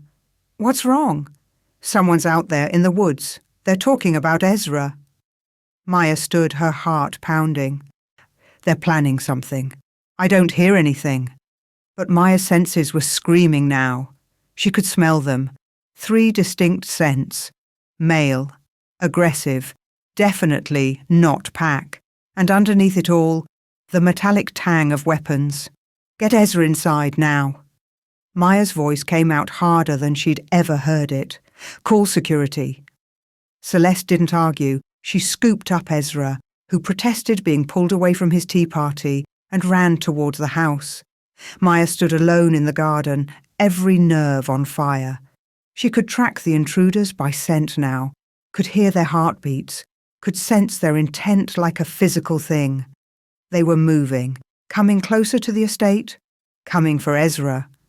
Maya's phone was in her hand, Dominic's number already dialing, when the first man emerged from the tree line. He was massive, easily 6.5 feet tall, with the build of someone who shifted regularly. His eyes glowed amber as he spotted her. Well, he said, his voice carrying across the lawn, the famous human Luna. You're smaller than I expected. 2 more men appeared beside him. All 3 radiated hostile intent. This is private property, Maya said, surprised by how steady her voice was. Leave now. Can't do that. We've got business with the Alpha King. The leader smiled, showing too many teeth. Nothing personal, sweetheart, just politics. Everything is personal when you threaten a child. Who said anything about the pup? But his eyes flicked toward the house, betraying him. Maya felt something rising in her chest. The same power that had emerged during her stare-down with Isabella, but stronger, hotter, more feral. Last chance, she said, leave. Or what? You'll bore us to death with human weakness? The leader shifted, his body rippling into a massive grey wolf. His companions followed suit. 3 full-grown werewolves against 1 woman who didn't know what she was. Maya should have been terrified, should have run. Instead, she felt her lips pull back in a snarl that was definitely not human. The wolves charged. Maya's body reacted on pure instinct. She moved, faster than she'd ever moved in her life, faster than should have been possible. The first wolf's jaws snapped on empty air where she'd been standing a fraction of a second earlier. She rolled, came up behind him, and somehow, Impossibly, her hands found purchase on his thick fur, and she threw him. Actually threw a 200-pound wolf several feet through the air. The second wolf lunged. Maya dropped low, sweeping its legs out from under it with a move she didn't remember learning. It hit the ground hard, yelping. The third wolf, the leader, circled her warily. His amber eyes were calculating now, reassessing the threat. "What are you?" he growled, his voice distorted by his wolf form. "I really wish people would stop asking me that." He attacked in earnest then, all fang and claw and killing intent. Maya felt her body respond, felt something trying to break free from inside her skin. Her bones ached, her muscles burned, but she didn't shift. Instead, she became faster, stronger. Her senses sharpened until she could track every move before he made it. They fought across the garden in a blur of motion. Maya landed blows that should have required supernatural strength, dodged attacks with inhuman speed. And through it all, the bond with Ezra pulsed in her chest, driving her forward with a single imperative: protect. She didn't hear Dominic arrive, didn't notice the pack guards flooding onto the lawn. All she knew was the fight, the desperate need to keep these wolves away from Ezra. When strong hands grabbed her from behind, Maya almost attacked before recognizing Dominic's scent. "Stop! Maya, stop! It's over!" She blinked, her vision clearing. All three wolves were on the ground, alive but injured, surrounded by pack guards. Marcus was binding their paws with silver chains. "I didn't kill them," Maya said, surprised at how feral her own voice sounded. "No. You disabled 3 trained assassins without shifting." Dominic turned her to face him, his eyes searching hers. "How?" "I don't know. They were coming for Ezra. And I just reacted." "Your eyes are silver again?" Maya touched her face, feeling the residual heat there. "Is he safe?" "Ezra? Safe inside with Celeste." Dominic's hands gentled on her shoulders. "Thanks to you." The adrenaline was fading now, leaving Maya shaky. "I heard them, in the forest, planning something. My hearing just worked differently." "Your senses are awakening." Dr. Chen appeared, medical bag in hand. "It's accelerating. We need to run more tests." But Maya's attention was on the captured wolves. "Who sent you?" The leader, now back in human form and naked, just smiled through bloody teeth. "Wouldn't you like to know?" "Answer her." Dominic's voice cracked with alpha command. The compulsion should have worked, should have forced an answer from a lower-ranked wolf. But the assassin just laughed. "Can't break what's already bound to someone else, Alpha King." "He's under a stronger compulsion," Marcus said. "Blood oath, probably. He literally can't tell us who hired him." "Then we'll find out another way." Dominic nodded to the guards. "Secure them in the holding cells. I want them questioned thoroughly." As they dragged the assassins away, Maya sagged against Dominic. The crash was hitting hard. Exhaustion, fear, and something else. Pain. Deep in her bones, like they were trying to reshape themselves. "Easy." Dominic caught her, lifting her into his arms with embarrassing ease. "I've got you. I can walk. You just fought off 3 trained killers. Let me help." He carried her into the house, ignoring the stares from pack members. Dr. Chen followed, already on the phone coordinating medical support. And Dominic took her to his private office, settling her on the leather couch. "What hurts?" "Everything. My bones feel wrong, too tight." Dr. Chen appeared with her equipment. It might be the beginning of a shift. If Maya is bridge-born, she would shift differently than a normal werewolf, more painfully, according to the old texts. "How do we help her?" Dominic asked. "We can't. She has to go through it." Dr. Chen checked Maya's pulse. 140. Temperature is 102 and rising. This is going to get worse before it gets better. Maya tried to focus through the pain. "Ezra is safe, I promise?" Dominic knelt beside the couch, his face level with hers. "You protected my son. Put yourself in danger without hesitation." Why? The bond, Maya managed. I can feel him. When he's scared or hurt or happy. I can't explain it. You don't have to. Something shifted in Dominic's expression. For the first time since she'd met him, the walls were completely down. She saw genuine emotion there. Gratitude, wonder, and something that looked like the beginning of trust. You're not just an anomaly anymore, Maya. You're Pac. You're his guardian. And I will do everything in my power to protect you the way you protected him. The pain spiked, stealing Maya's breath, her back arched, muscles seizing. It's accelerating, Dr. Chen said. Dominic, you should leave. If she shifts, I'm not leaving her. His hand found Maya's, squeezing tight. She didn't leave Ezra when she was terrified. I won't leave her now. Through the haze of pain, Maya felt a door open inside her mind. Memories that weren't hers flooded in. A woman with Maya's eyes, one running through a forest, pregnant, terrified. They'll kill us both if they find out, she sobbed. You have to promise me. If anything happens, keep her safe. Don't let them know what she is. A man's voice, deep and commanding, but filled with anguish. I swear it. On my life, Sarah, I'll protect her. She'll be special. Bridgeborn always are, but that's why they'll hunt her. The woman pressed a hand to her swollen belly. Promise me if I don't survive, you'll hide her. Make them think she's human. Let her have a normal life. I promise. Maya gasped, the vision fading. Sarah Torres. My mother's name was Sarah Torres. Dr. Chen's eyes widened. How do you know that? I saw her. In my head, she was running. She was pregnant with me. She knew what I was. Maya's fingers tightened on Dominic's hand. She was a werewolf. And my father, she was begging him to keep me safe, to hide what I am. Your father's identity? Marcus had entered the room at some point. Did you see him? No, just heard his voice. Another wave of pain hit.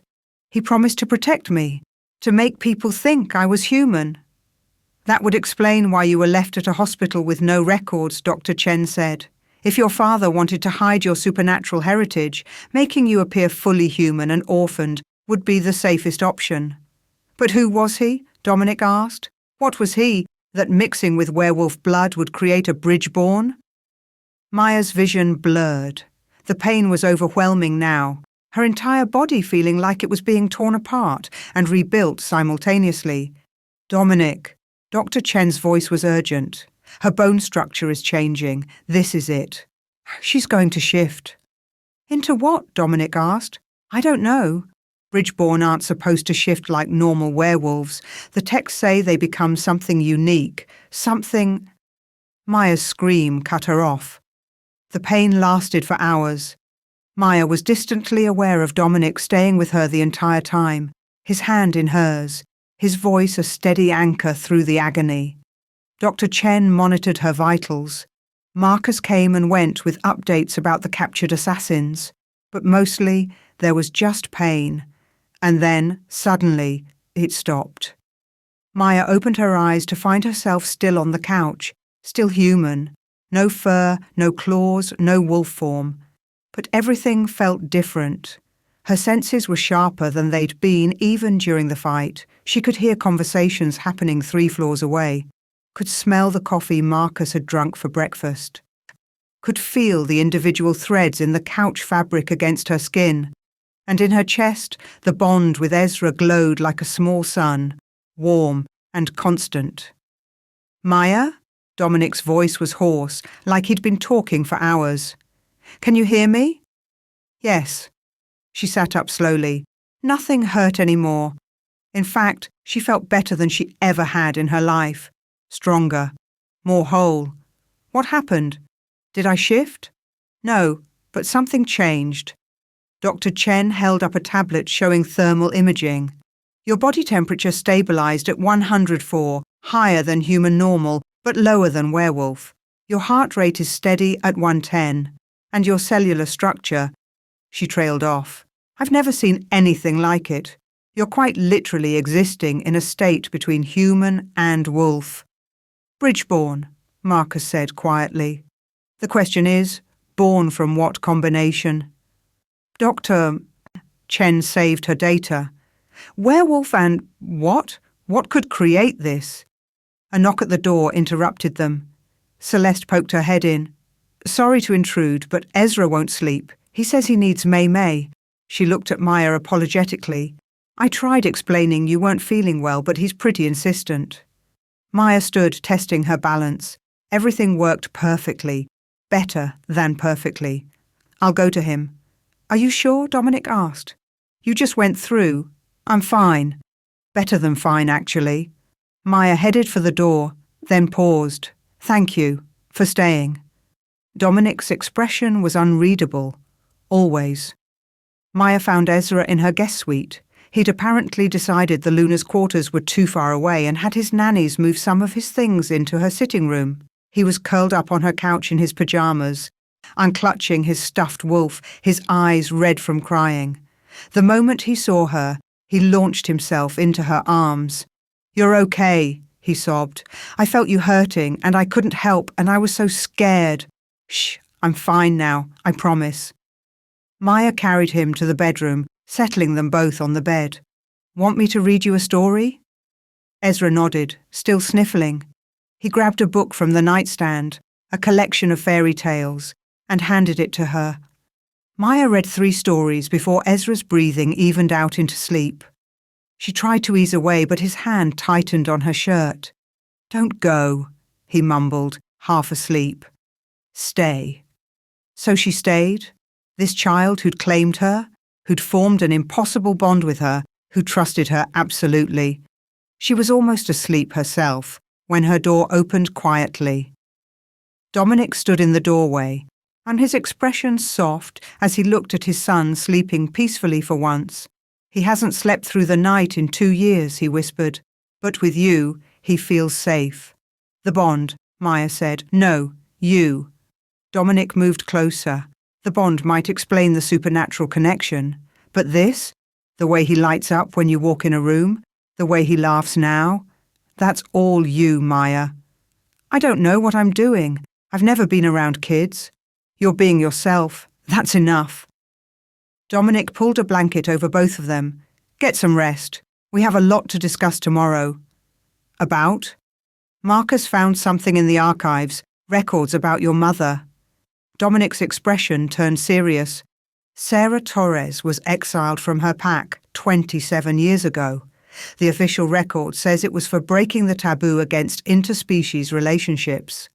But the identity of her partner was corrupted in the files. Someone deliberately damaged the records. Maya's heart raced. Someone didn't want people to know what my father was, or who he was. Dominic headed for the door. We'll figure it out. I promise you that. After he left, Maya lay in the darkness, listening to Ezra's soft breathing, feeling the bond between them pulse steady and strong. She was just drifting off when she heard the footsteps in the hallway. Too light to be Dominic, too deliberate to be casual. The door opened a crack. Isabella's face appeared, her expression triumphant. Alone at last, she whispered, slipping inside. We need to talk. Maya carefully extracted herself from Ezra, tucking him in before facing Isabella. Make it quick. I'm tired. I know about the contract. Isabella's smile was sharp. The temporary arrangement, the fake Luna charade. How do you think the council would react if they knew the great Alpha King was deceiving them?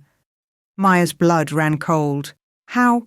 I have friends everywhere, even in Dominic's inner circle. Isabella moved closer. Here's what's going to happen. You're going to leave, tonight. Tell Dominic you can't handle this world, that you're going back to your human life. I'll make sure you're compensated for your cooperation. And if I refuse? Then I expose everything. The contract becomes public. The council questions Dominic's judgment, and in the chaos, someone might just discover what you really are, a Bridgeborn. Isabella's eyes glittered. I wonder how the Pax would react to learning one of the cursed bloodlines still exists. Think they'd let you live, even with Dominic's protection? Maya's hands clenched into fists. You'd risk Ezra's well-being to get what you want. Ezra will adjust. Children always do. And he'll be much safer with a proper Luna. Someone who knows our world. Someone like me. Isabella's voice hardened. You have until tomorrow night to decide. Leave voluntarily or I start making calls. She swept out of the room, leaving Maya shaking with anger and fear. But underneath the fear was something else, something hot and primal and absolutely done with being threatened. Maya looked at Ezra, sleeping peacefully, trusting her to protect him. Isabella wanted to take that away, wanted to destroy the first real home Maya had ever known, even if it was fake and temporary and built on a contract. The heat in Maya's chest flared. Her vision tinged silver at the edges. And for the first time, she felt her bones begin to ache again. Not with pain this time, but with purpose. Like something inside her was waking up. Something ancient and powerful and absolutely unwilling to back down. In the hallway, she heard Isabella's footsteps retreating. Maya touched her face, felt the heat there, saw the faint silver glow reflecting in the mirror across the room. What are you? She whispered to her reflection. But this time, for the first time, she felt like she might be close to finding out.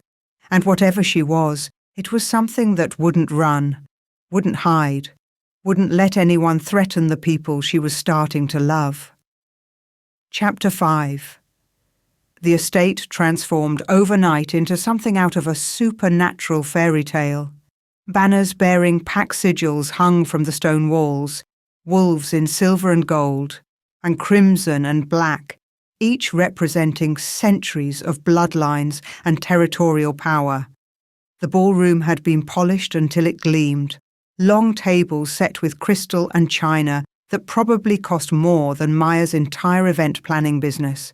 She stood in the Luna's quarters, her quarters now, though she still felt like an imposter, while Celeste helped her into a gown that made her previous dress look like casual wear. This is too much, Maya said, staring at her reflection. The dress was midnight blue silk that seemed to capture starlight, with a bodice that emphasized curves she didn't know she had, and a skirt that flowed like water. I look like I'm playing dress-up. You look like a Luna. Celeste adjusted the delicate silver circlet nestled in Maya's upswept hair, which is exactly the point. These alphas are coming here to judge Dominic's choice. You need to look the part. Maya's stomach churned with nerves. And something else. A low-grade fever that had been constant since her failed shift 2 nights ago. Her temperature hovered at 104, her senses were dialed up to 11, and she kept having moments where her vision would go silver and everything would sharpen to painful clarity.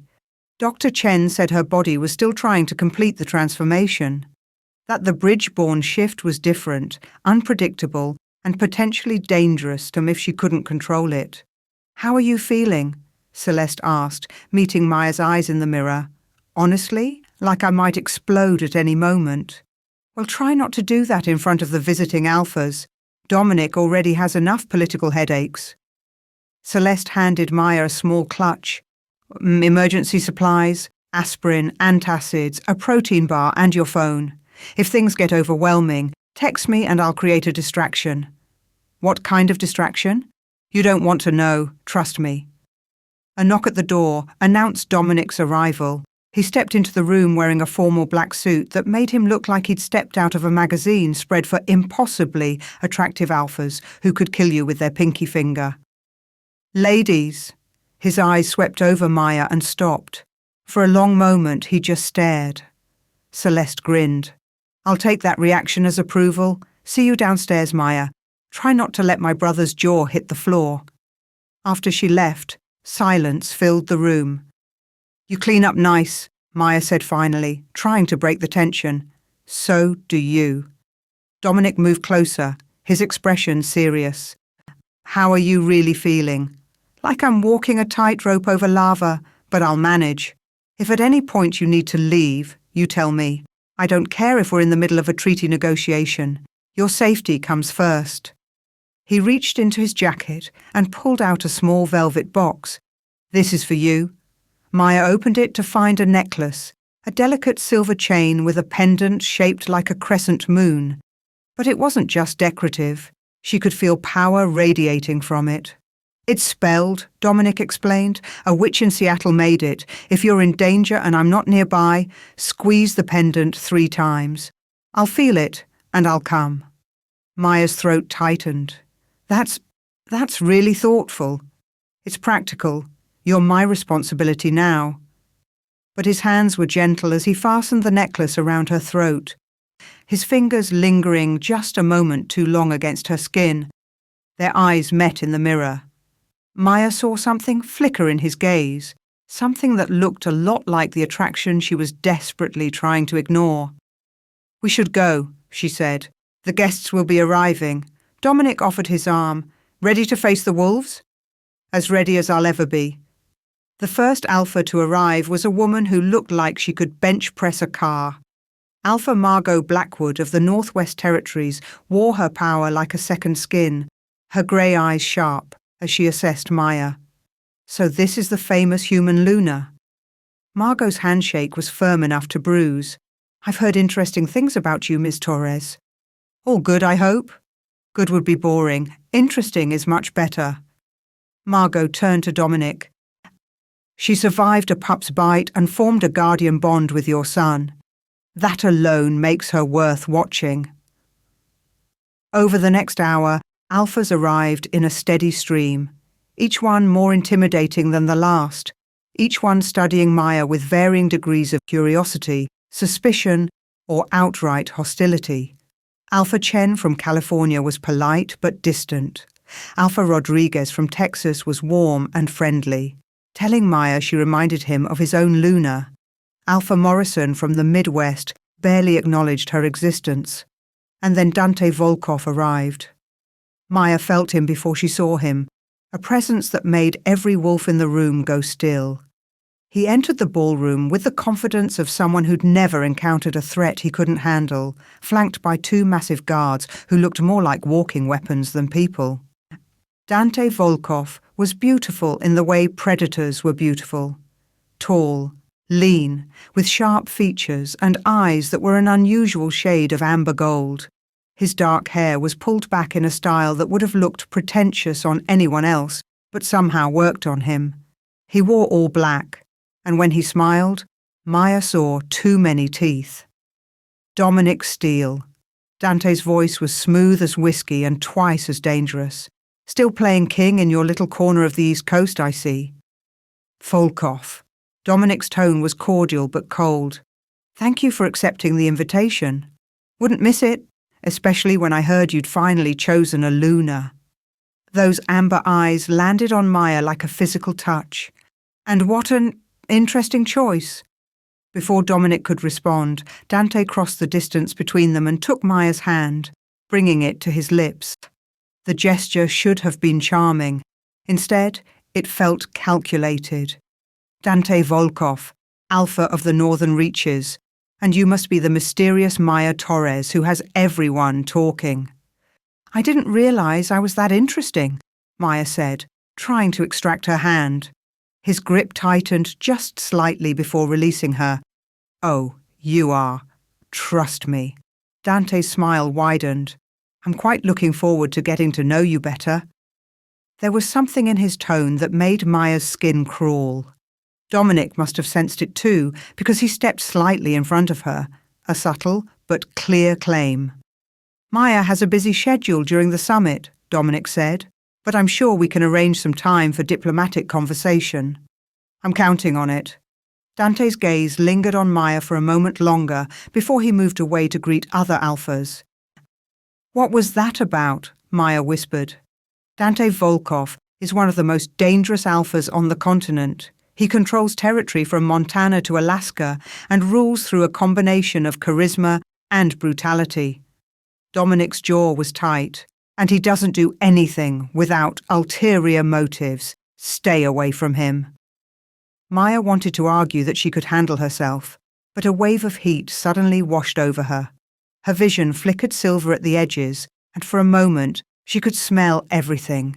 Every alpha in the room, every emotion, every hidden agenda. It was overwhelming. Maya? Dominic's hand was on her elbow, steadying her. What's wrong? Just a lot of people. A lot of sense. She took a slow breath, fighting for control. I'm okay. But she wasn't okay. The fever was climbing. Her bones were aching. And every instinct screamed at her to run, to find somewhere safe and dark and quiet. The formal dinner was torture. Maya sat at Dominic's right hand, playing the role of gracious Luna, while her body felt like it was trying to tear itself apart from the inside. She made polite conversation with Alpha Rodriguez, laughed at Alpha Chen's jokes, and ignored Isabella's poisonous glares from across the table. But through it all, she felt Dante Volkov watching her. Every time she looked up, those amber eyes were on her, calculating and curious and far too knowing. Ezra appeared briefly before dessert, brought down by his nanny to greet the guests. He ran straight to Maya, climbing into her lap despite the formal setting. May, I missed you. He hugged her tight, and Maya felt the bond between them pulse with warmth. Several alphas muttered in surprise. Guardian bonds were rare enough. Seeing one this strong was apparently noteworthy. Quite a connection, Dante observed from his seat. How old were you when you first shifted, young Ezra?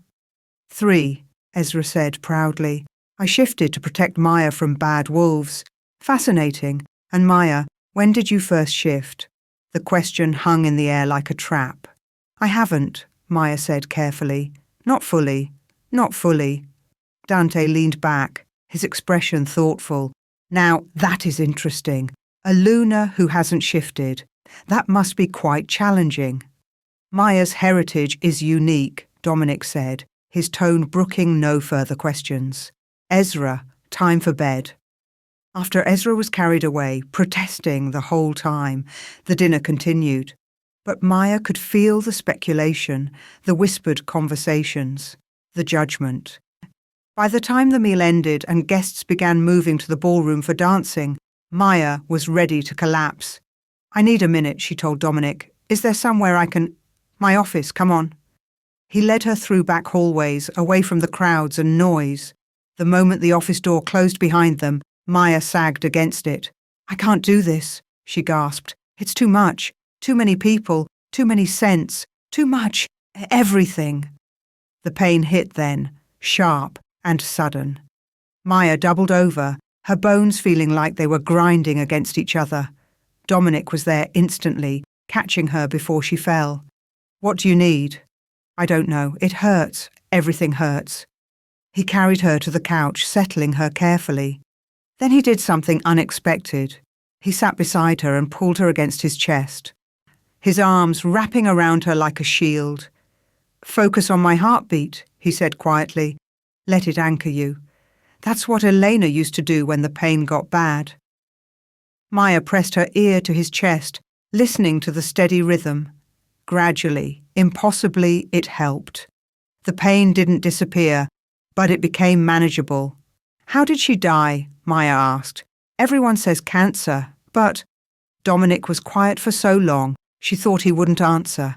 Then, it wasn't cancer. That was the story we told the human world. Maya pulled back to look at him. What really happened? We had enemies, a rival pack that wanted our territory. They couldn't challenge me directly. I was too strong. So they targeted Elena. His voice was flat, emotionless, but Maya could see the pain in his eyes. Poison. Silver-laced and slow-acting. By the time we realized what was happening, it was too late. The bond between us meant I felt everything she felt. Every moment of pain. Every breath that got harder. For 2 years, I watched her die and couldn't do anything to stop it. God, Dominic, I'm so sorry. I failed her. Failed to protect her. Failed to save her. Failed to even give her a painless death. His arms tightened around Maya. I swore I'd never let anyone get close enough to hurt like that again. Never give anyone the power to destroy me the way losing her did. Is that why you made this arrangement so clinical? So businesslike? Yes, he met her eyes. Because if I keep it professional, keep the boundaries clear, then when this is over and you leave, it won't. He stopped, jaw clenching. Won't what? Maya whispered. Won't break me again. The vulnerability in that admission made Maya's chest ache. She reached up, touching his face gently.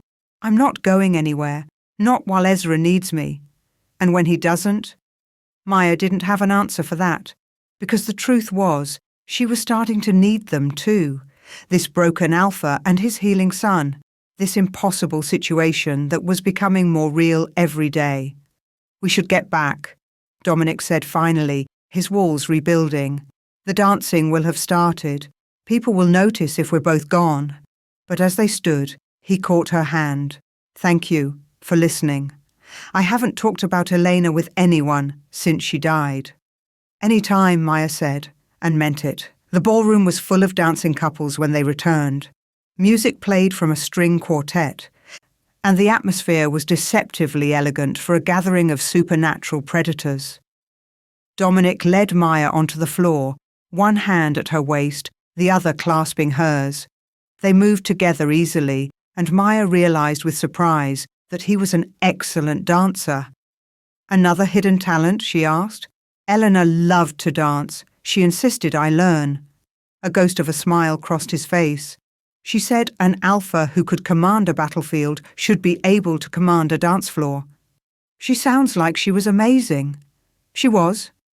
They danced through 2 songs before Dante Volkov appeared at Dominic's elbow. Mind if I cut in? It wasn't really a question. Dominic's expression darkened, but refusing would be a political insult. One dance. Dante took Maya's hand, pulling her into a waltz that was slightly too fast, too aggressive. He moved with predatory grace, leading her through complicated steps that required all her concentration. You dance well for a human, he said. I'm getting tired of people saying things like that. Like what? For a human. For someone who doesn't belong here. For an outsider. Maya met his amber eyes. I may not be a wolf, but I'm not less than you. Dante's laugh was genuine. Oh, I like you. Spirit and fire. No wonder Dominic chose you. He didn't choose me. The bond did. Is that what you tell yourself? Dante spun her expertly. I knew your mother, you know, Sarah Torres, beautiful woman, fierce fighter, terrible judge of character. Maya stumbled. Dante caught her effortlessly. You knew her? We grew up in the same pack before she was exiled. His expression turned contemplative. She fell in love with someone forbidden, someone who should never have been near our world. The pack elders tried to separate them, but Sarah was stubborn. When she got pregnant, she ran rather than give you up. Maya's heart pounded. Who was my father? That's the question, isn't it? Dante leaned closer, his voice dropping. The official story was that he was human, but Sarah told me the truth before she disappeared. Your father wasn't human, wasn't werewolf either. Then what was he? Something ancient. Something that predates the supernatural divisions we have now. Something that exists in myths and legends, but supposedly died out millennia ago. Dante's eyes searched hers. Tell me, Maya, have you noticed anything unusual about your abilities? Up beyond just surviving a pup's bite? I don't know what you're talking about. Liar. But his tone was amused. Those silver eyes aren't a werewolf trait. Neither is the way you move. I've been watching you all night. You have the grace of a predator, but not our kind of predator. Something older, more primal. The song ended. Maya tried to step back, but Dante held her a moment longer. Your mother loved you so much she gave up everything to keep you safe. Don't waste that sacrifice by hiding from what you are. He released her with a slight bow. We'll talk again soon, Maya Torres. I have much more to tell you about your family. Maya fled to the edge of the ballroom, her mind reeling. Across the room she saw Isabella watching, her expression calculating. The other woman had definitely been close enough to overhear. Before Maya could process any of it, alarms started blaring. Pack guards rushed into the ballroom, their faces grim. Marcus appeared at Dominic's side, leaning in to whisper urgently.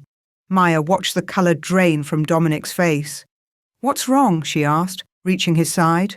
"Ezra." His voice was raw. "He's gone. Someone took him from his room." The bond in Maya's chest suddenly blazed with terror. Not her terror, Ezra's. She could feel him, scared and crying, being carried away from the estate. "South," Maya said, her voice strange to her own ears. "They're taking him south toward the forest. 3 men. I can feel him." "That's impossible," Marcus said. "The bond doesn't work that way." "I don't care what's supposed to be impossible." Maya's vision went silver, her senses exploding outward. She could track Ezra now, could feel his exact location like a compass in her mind. He's terrified, and they're hurting him. Something inside her snapped. The pain that had been building for days suddenly crystallized into purpose. Maya's bones began to shift, but not into a wolf form. Something else, something that made the ancient alphas in the room step back in shock. Her body elongated, became more fluid. Her senses sharpened until she could hear Ezra's heartbeat from miles away. Power flooded through her veins, not werewolf power, but something older, more primal, more absolute. Silver light radiated from her skin. Her hair lifted in an invisible wind. And when she opened her eyes, they glowed pure silver. No iris, no pupil, just burning light. "Maya," Dominic started, but Maya was already moving. She didn't run. She flowed. Her body moving faster than any werewolf could match. The ballroom doors exploded outward as she passed through them, her newfound power obliterating anything in her path. Behind her, she heard chaos.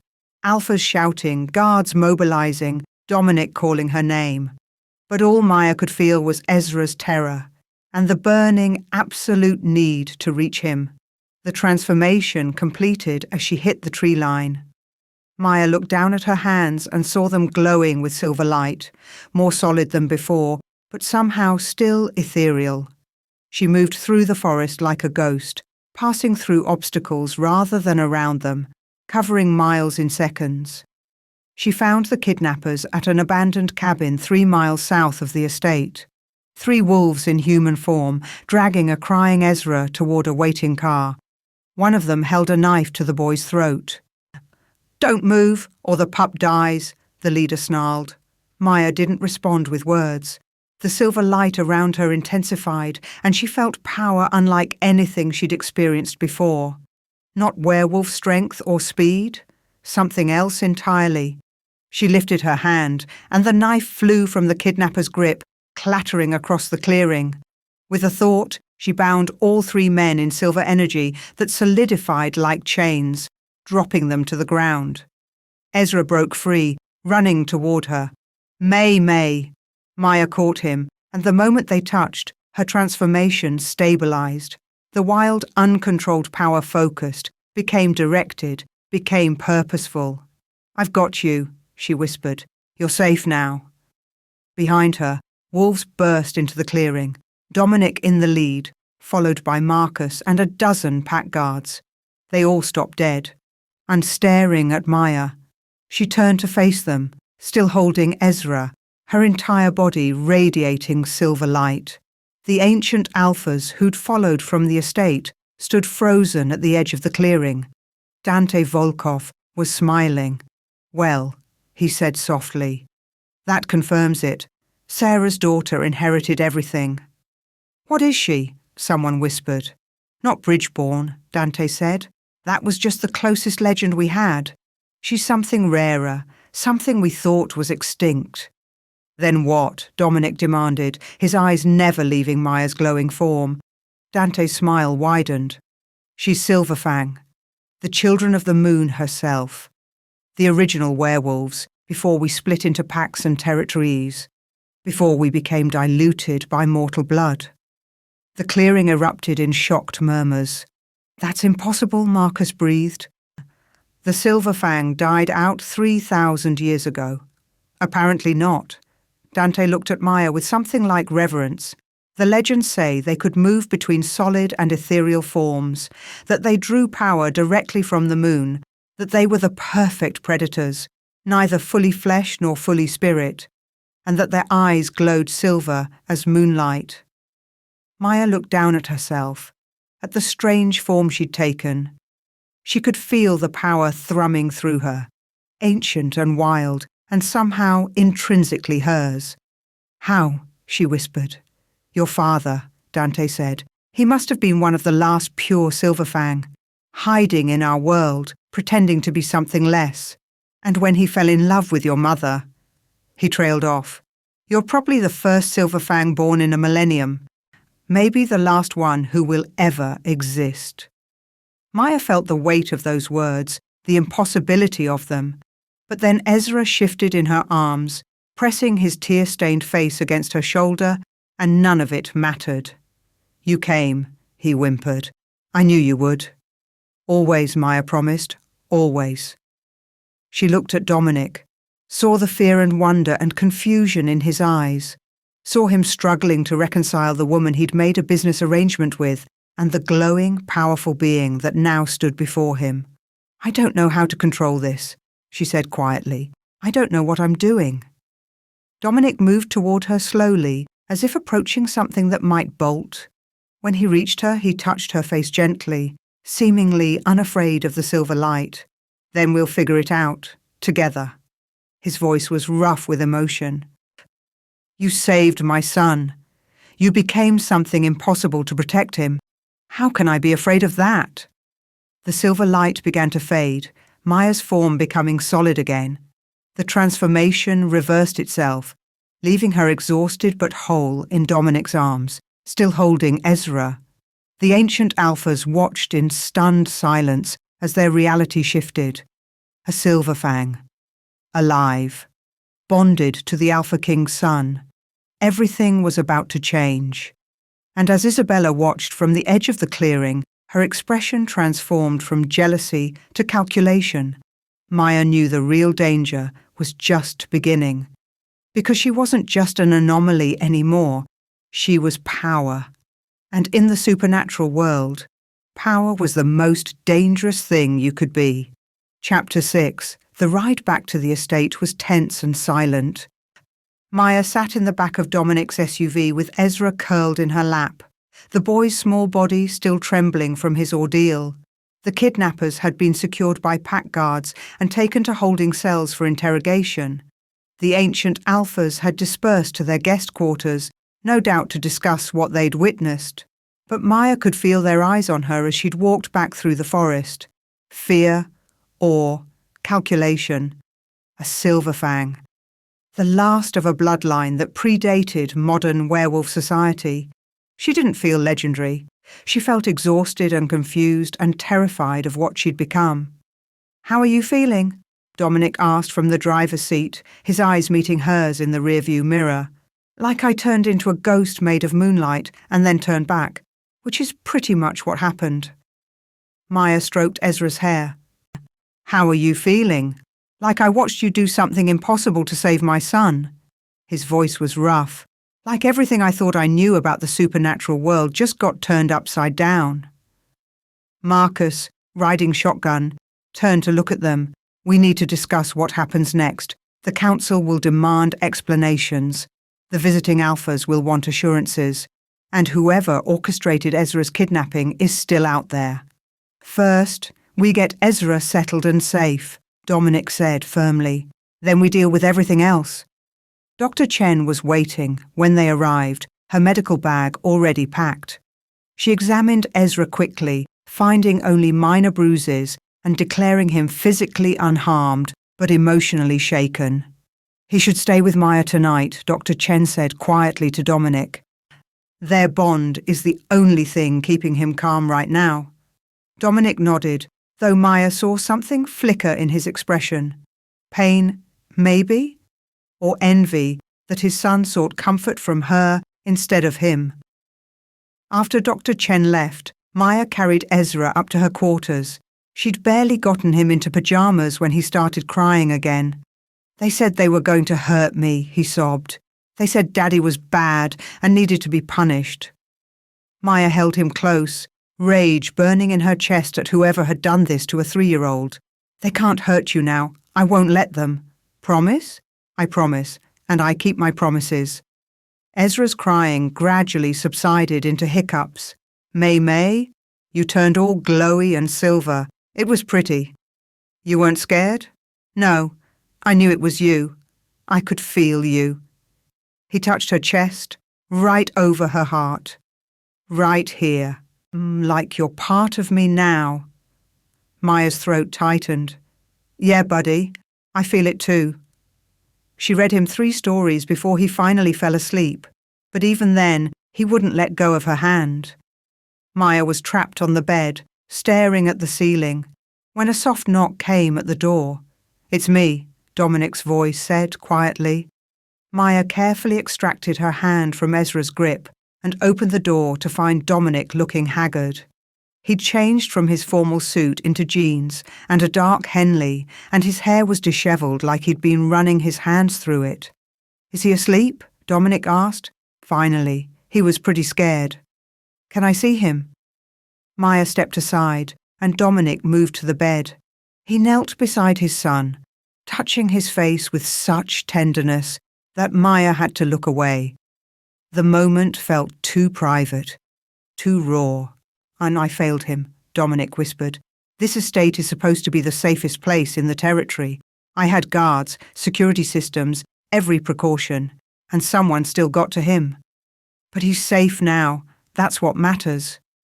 Because of you. Dominic stood, moving closer to Maya. You transformed into something none of us have ever seen. You tracked him across miles. You took down 3 trained kidnappers without breaking a sweat. You did what I couldn't. You would have done the same. Would I? His voice was harsh. I froze, Maya. When Marcus told me Ezra was gone, I froze. My mind went blank with fear. But you? You acted on pure instinct, pure protective fury. He's mine to protect. The bond. This isn't about the bond. Dominic cupped her face, his thumb brushing her cheekbone. This is about you being extraordinary. And me being terrified of what that means. Maya's breath caught. Why terrified?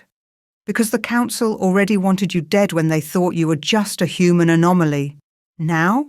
A silver fang? They'll either try to kill you or weaponize you, and I can't. He stopped, jaw clenching. I can't lose another person I care about to politics and power plays. The admission hung between them. Dominic, we need to talk strategy, he said, stepping back and rebuilding his walls. The kidnappers will be interrogated in the morning. I want you there. Why? Because your senses are sharper than ours now. You might catch things we miss, and because, he paused, because I trust you, with my son's safety, with this investigation, with more than I should, given our arrangement is supposed to be temporary. Maya's heart hammered. Maybe it doesn't have to be. The words slipped out before she could stop them. Dominic's eyes widened slightly. For a moment she thought he might say something, might acknowledge the connection building between them. Instead, he cleared his throat. Get some rest. Tomorrow will be difficult. After he left, Maya lay beside Ezra, her mind racing. She'd just admitted she wanted to stay, wanted this fake arrangement to become real. And Dominic had run. The interrogation room in the estate's basement was cold and sterile. The 3 kidnappers sat chained to metal chairs with silver-reinforced restraints, looking worse for wear after a night in custody. Maya stood beside Dominic, Marcus and Dr. Chen behind a one-way mirror, watching as pack enforcers prepared to question the prisoners. Standard protocol is to use alpha compulsion to force answers, Marcus explained. But if they're under a stronger compulsion or blood oath, it won't work. Then we need leverage, Maya said. She focused on the kidnappers, letting her senses expand. The silver light didn't manifest this time. She was learning to control it, but she could still feel the power humming beneath her skin. She could smell their fear, their defiance, and underneath it all, something else. They're terrified, Maya said. Not of us, of someone else. Someone they think is more dangerous than Dominic. Who? Dominic asked. I don't know, but their fear is recent, fresh, like they've been threatened within the last few hours. Marcus frowned. Someone got to them in our holding cells? Or sent a message some other way? Maya watched the leader, the one who'd held the knife to Ezra's throat. That one. He's the weak link. He's got family, and he's scared for them. Dominic's eyes narrowed. How do you know that? I can smell it. Grief and fear mixed together. Recent grief, like he just lost someone.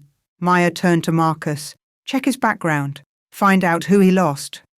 Marcus made a call. 5 minutes later, he had the information. Garrett Torres. No relation to you, Maya. His daughter died 2 days ago. Car accident in Seattle. Marcus's expression darkened.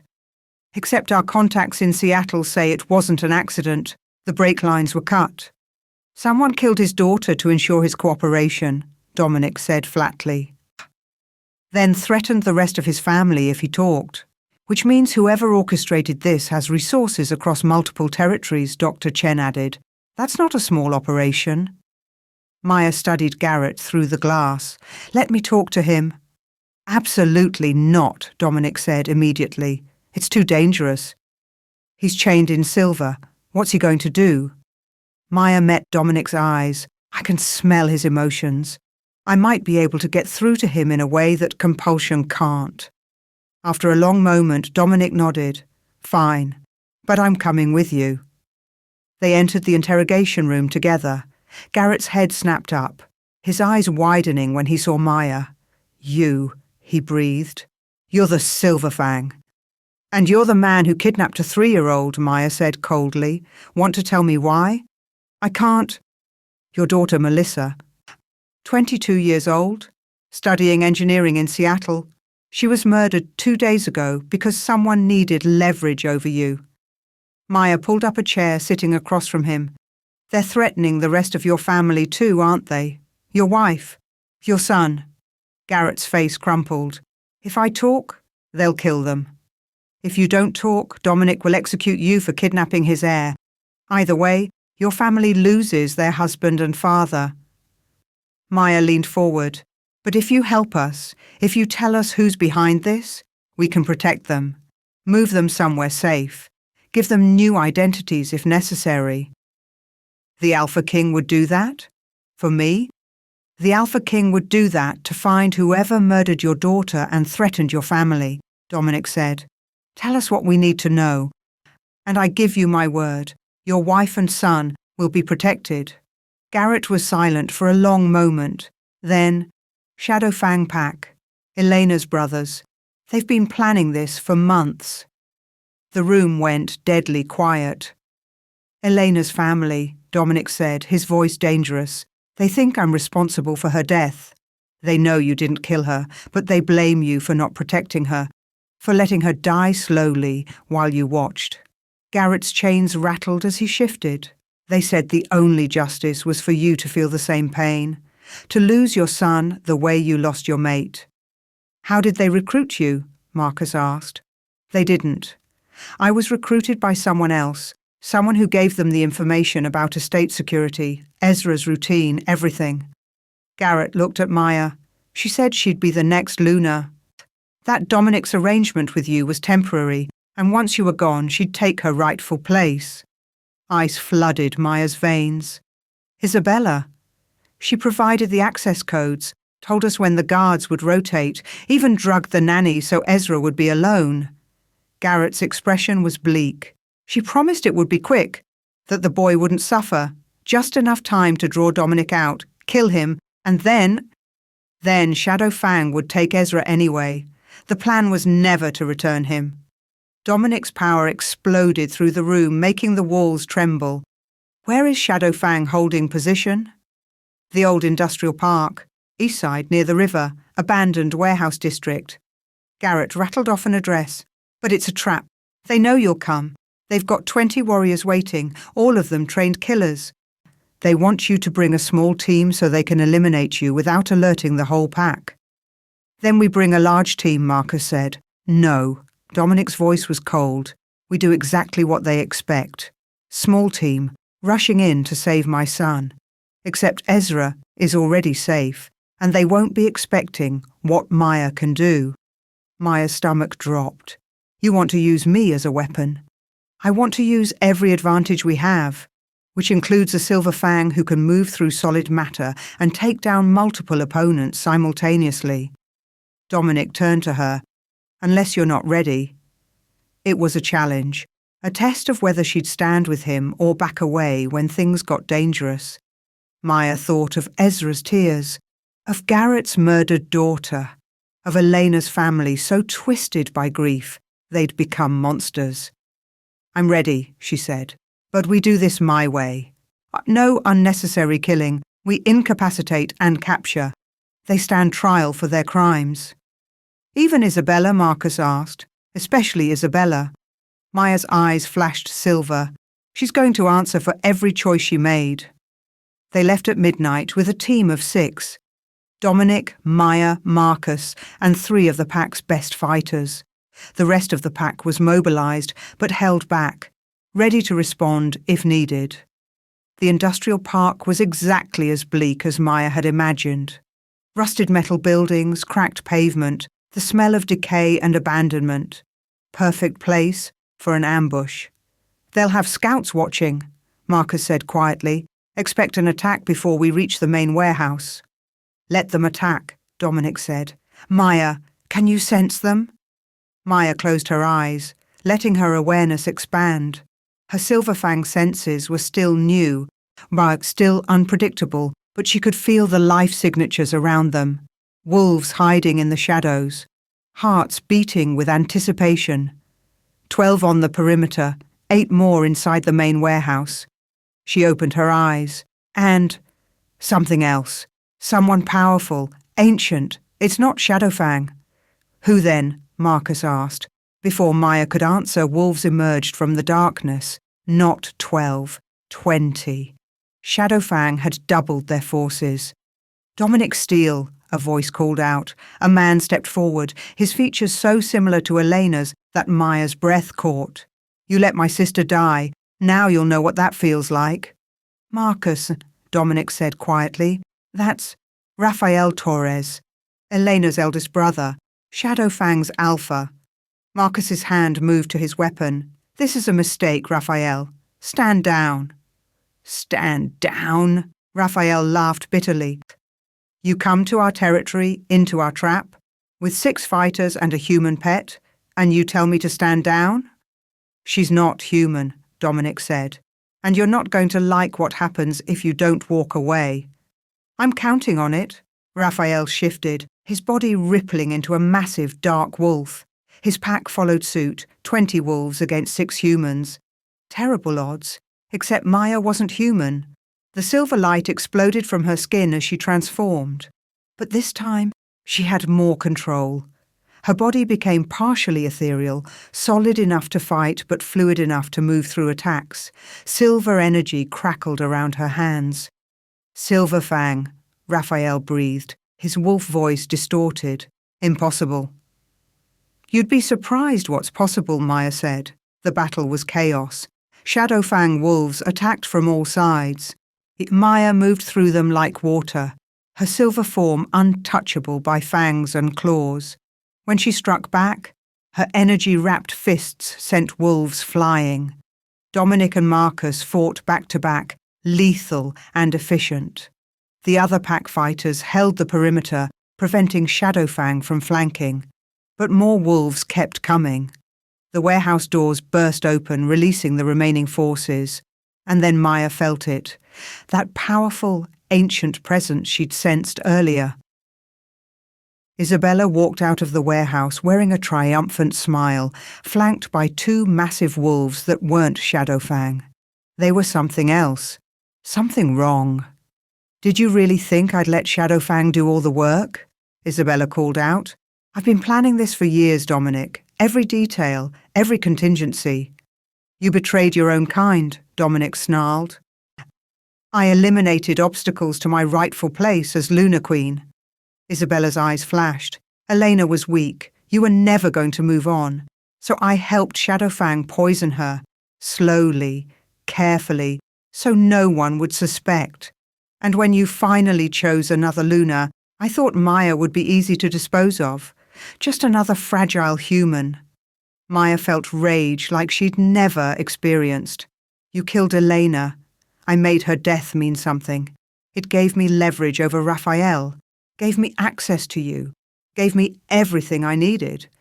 Isabella gestured to the strange wolves beside her, and when the Silver Fang showed up, I adapted. Found allies who specialize in hunting legendary bloodlines. Allow me to introduce the Void Hunters, wolves who've killed 3 Silver Fangs over the centuries. The 2 massive wolves moved toward Maya with eerie coordination. Their eyes glowed red instead of amber, and they smelled of death and dark magic. "Maya, run!" Dominic shouted. But Maya had made a promise. She wouldn't run, wouldn't abandon Dominic or their pack. The Void Hunters attacked. They were fast, faster than normal wolves. Their jaws dripped with some kind of venom that made Maya's skin burn when it got close. They fought as a unit, anticipating her moves, driving her back. Maya felt her control slipping. The silver light flickered. One of the Void Hunters caught her arm, its fangs sinking deep. Maya screamed as venom flooded her system, burning like acid. "No!" Dominic's roar shook the night. He shifted mid-run, his wolf form massive and silver-grey, and slammed into the Void Hunter that had bitten Maya. They tumbled across the pavement in a blur of fur and fury. And Marcus and the other fighters engaged the Shadowfang wolves, trying to hold the line. But they were outnumbered, outmatched. The second Void Hunter lunged for Maya's throat. She raised her hands instinctively, silver light blazing, and something inside her shattered.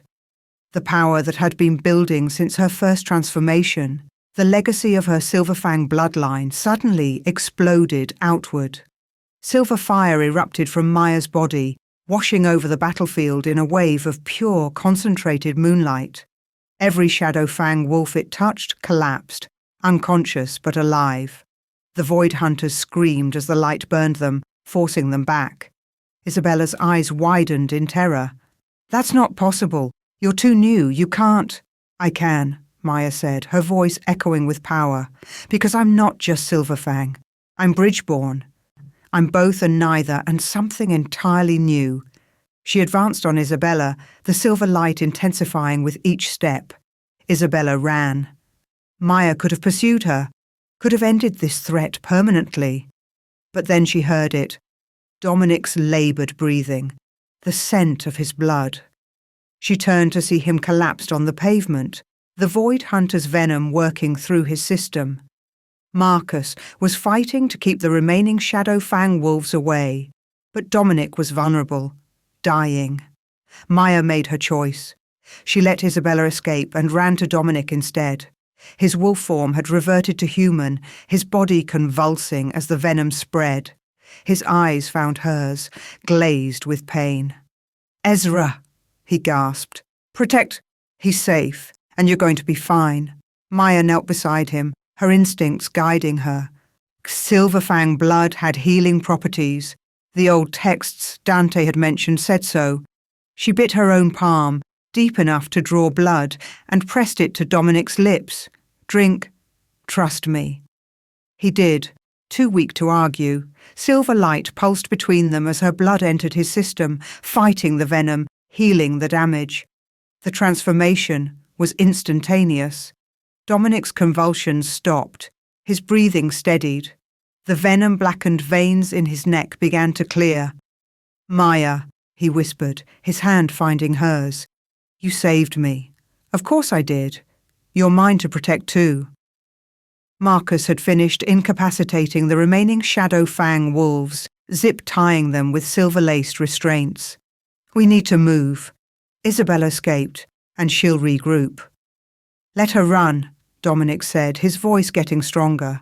She just showed her hand, betrayed her own pack. There's nowhere she can hide now. They limped back to the SUV, battered and bloody but alive. The captured Shadow Fang wolves were loaded into transport vehicles, their leader Raphael unconscious and bound. Dr. Chen met them at the estate, immediately assessing injuries. Most were minor. Dominic's venom exposure should have been fatal, but Maya's blood had purged it completely.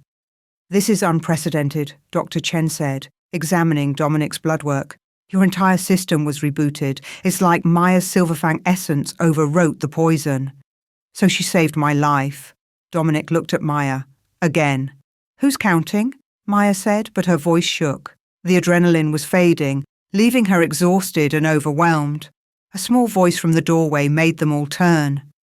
"Daddy?" Ezra stood there in his pajamas, Celeste behind him looking apologetic. He heard the cars. "Wouldn't go back to sleep until he saw you," Celeste explained. Ezra ran to Dominic, who caught him despite his injuries. "Daddy, you're hurt." "I'm okay, son." Maya made sure of it. Ezra turned his grey eyes to Maya, and she saw tears streaming down his small face.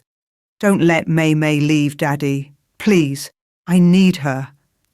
"Ezra," Dominic started. "I need her," Ezra sobbed. "She keeps me safe. She makes you smile. She's supposed to be here. Please don't make her go when the time is up. Please." Dominic's arms tightened around his son. For a long moment, he didn't speak. Then so quietly, Maya almost didn't hear it. "Never." "What?" Maya whispered. Dominic looked up at her, his walls finally, completely down.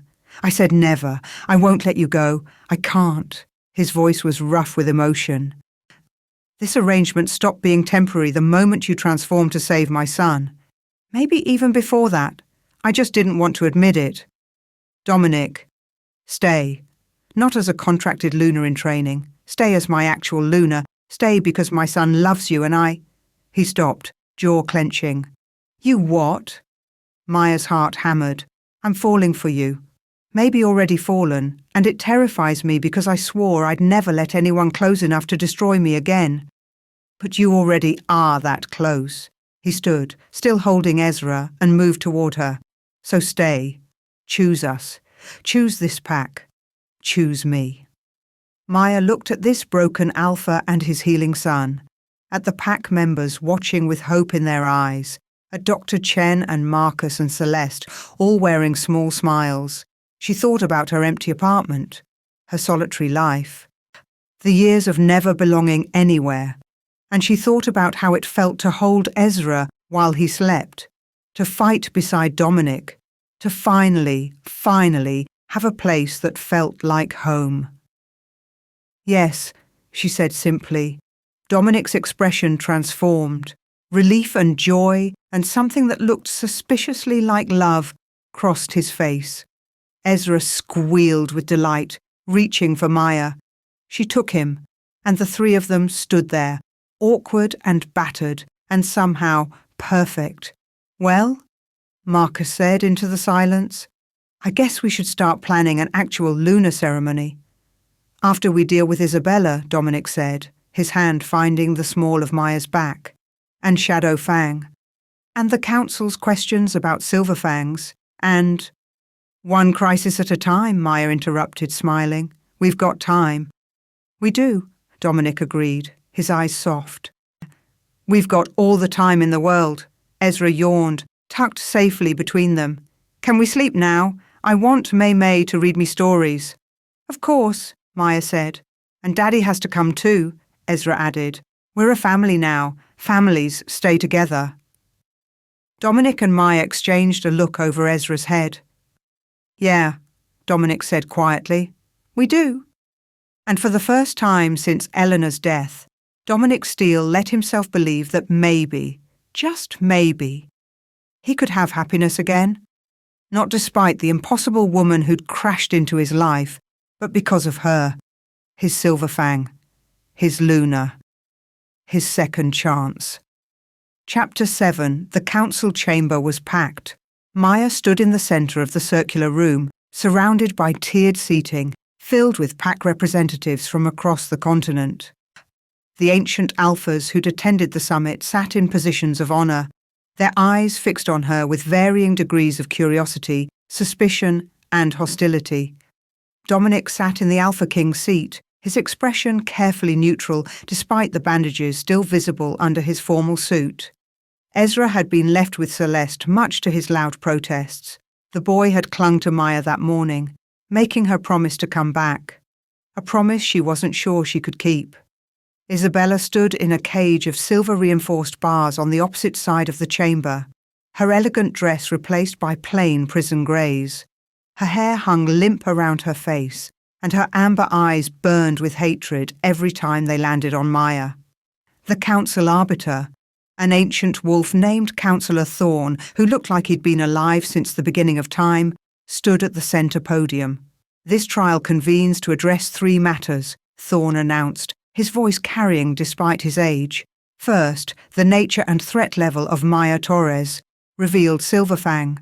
Second, the treason of Isabella Romano, who conspired in the kidnapping of the Alpha King's heir.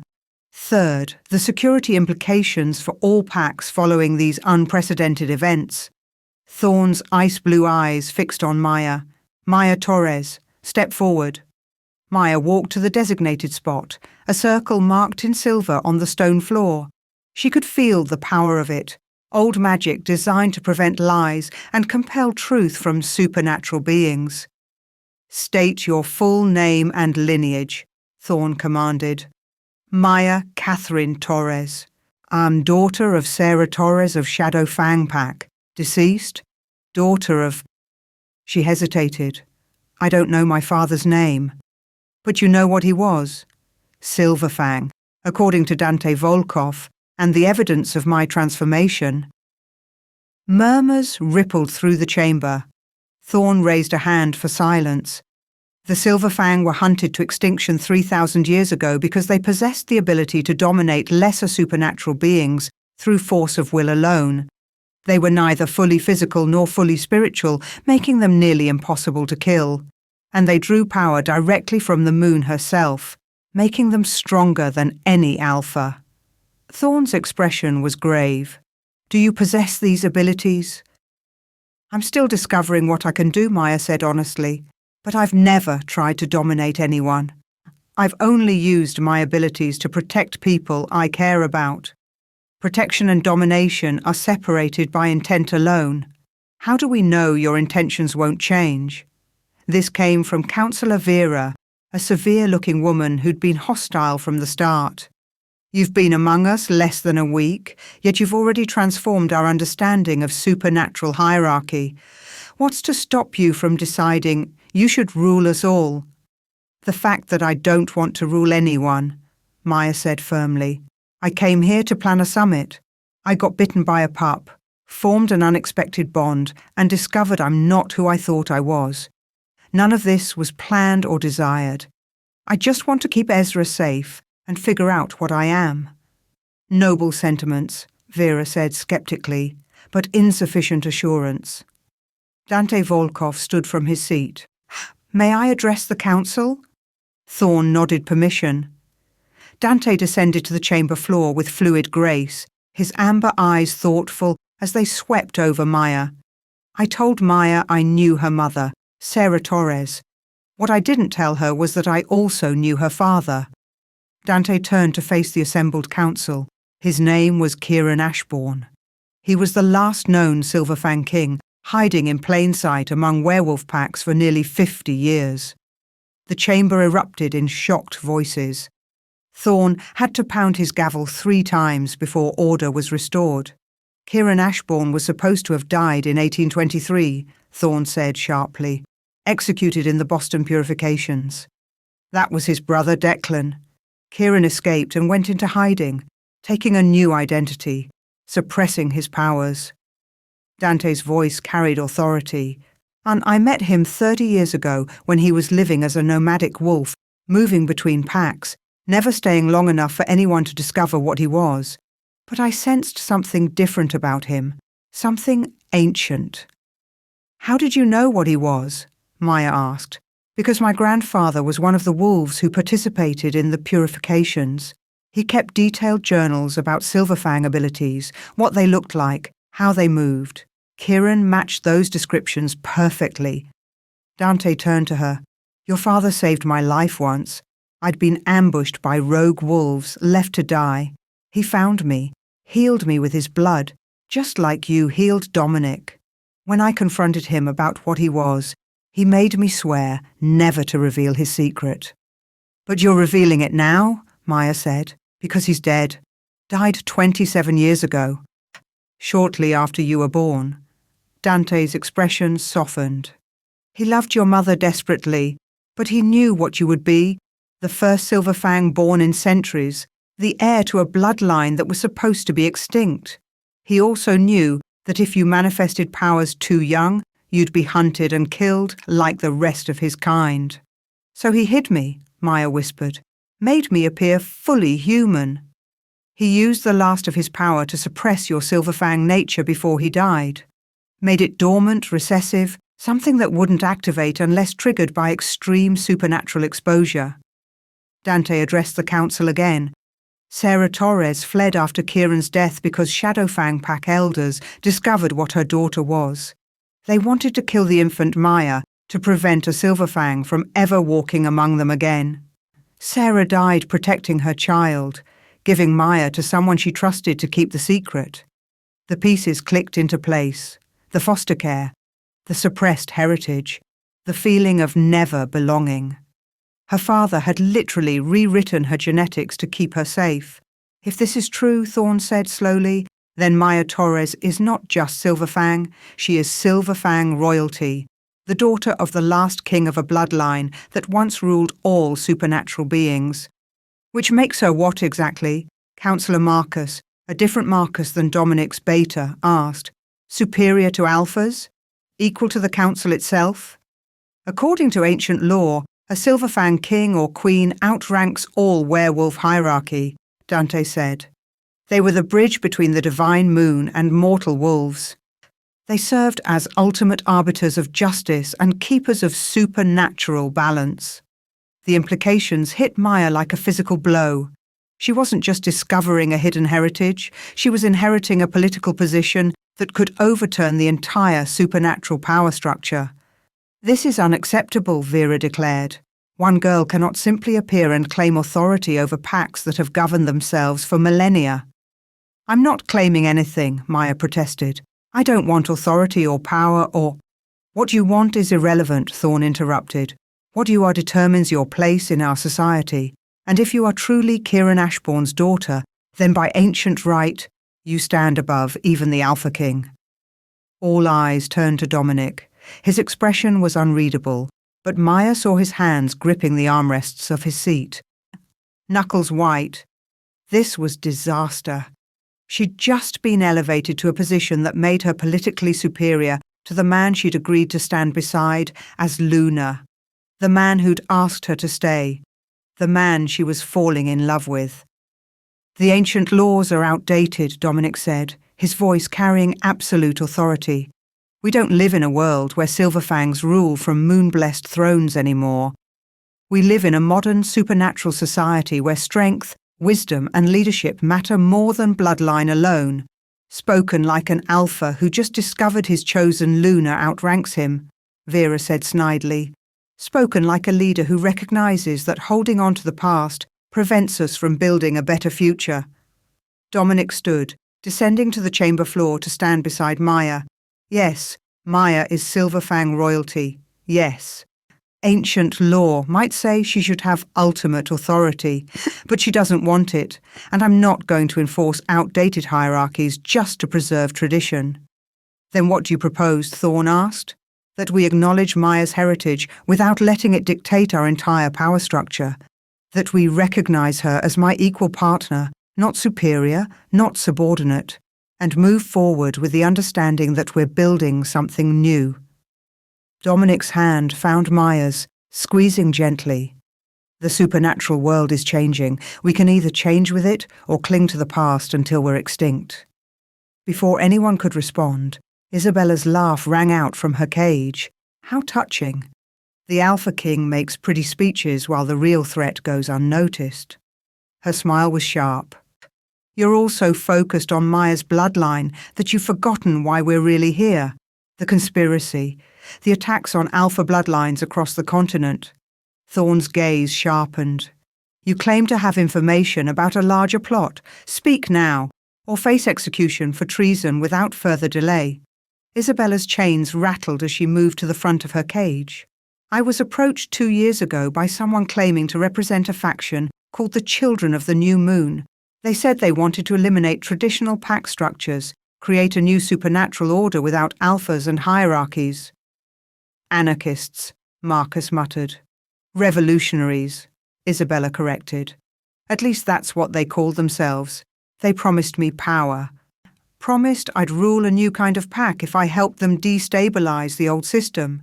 So you murdered Elena, Dominic said, his voice lethal. I facilitated her death, Isabella said, without remorse. Provided information to Shadowfang about your routines, your security. Made sure the poison reached her without being traced. Gasps echoed through the chamber. Even those who'd known about Isabella's betrayal were shocked by her casual admission of murdering a Luna. And the kidnapping? Thorne demanded. Also them.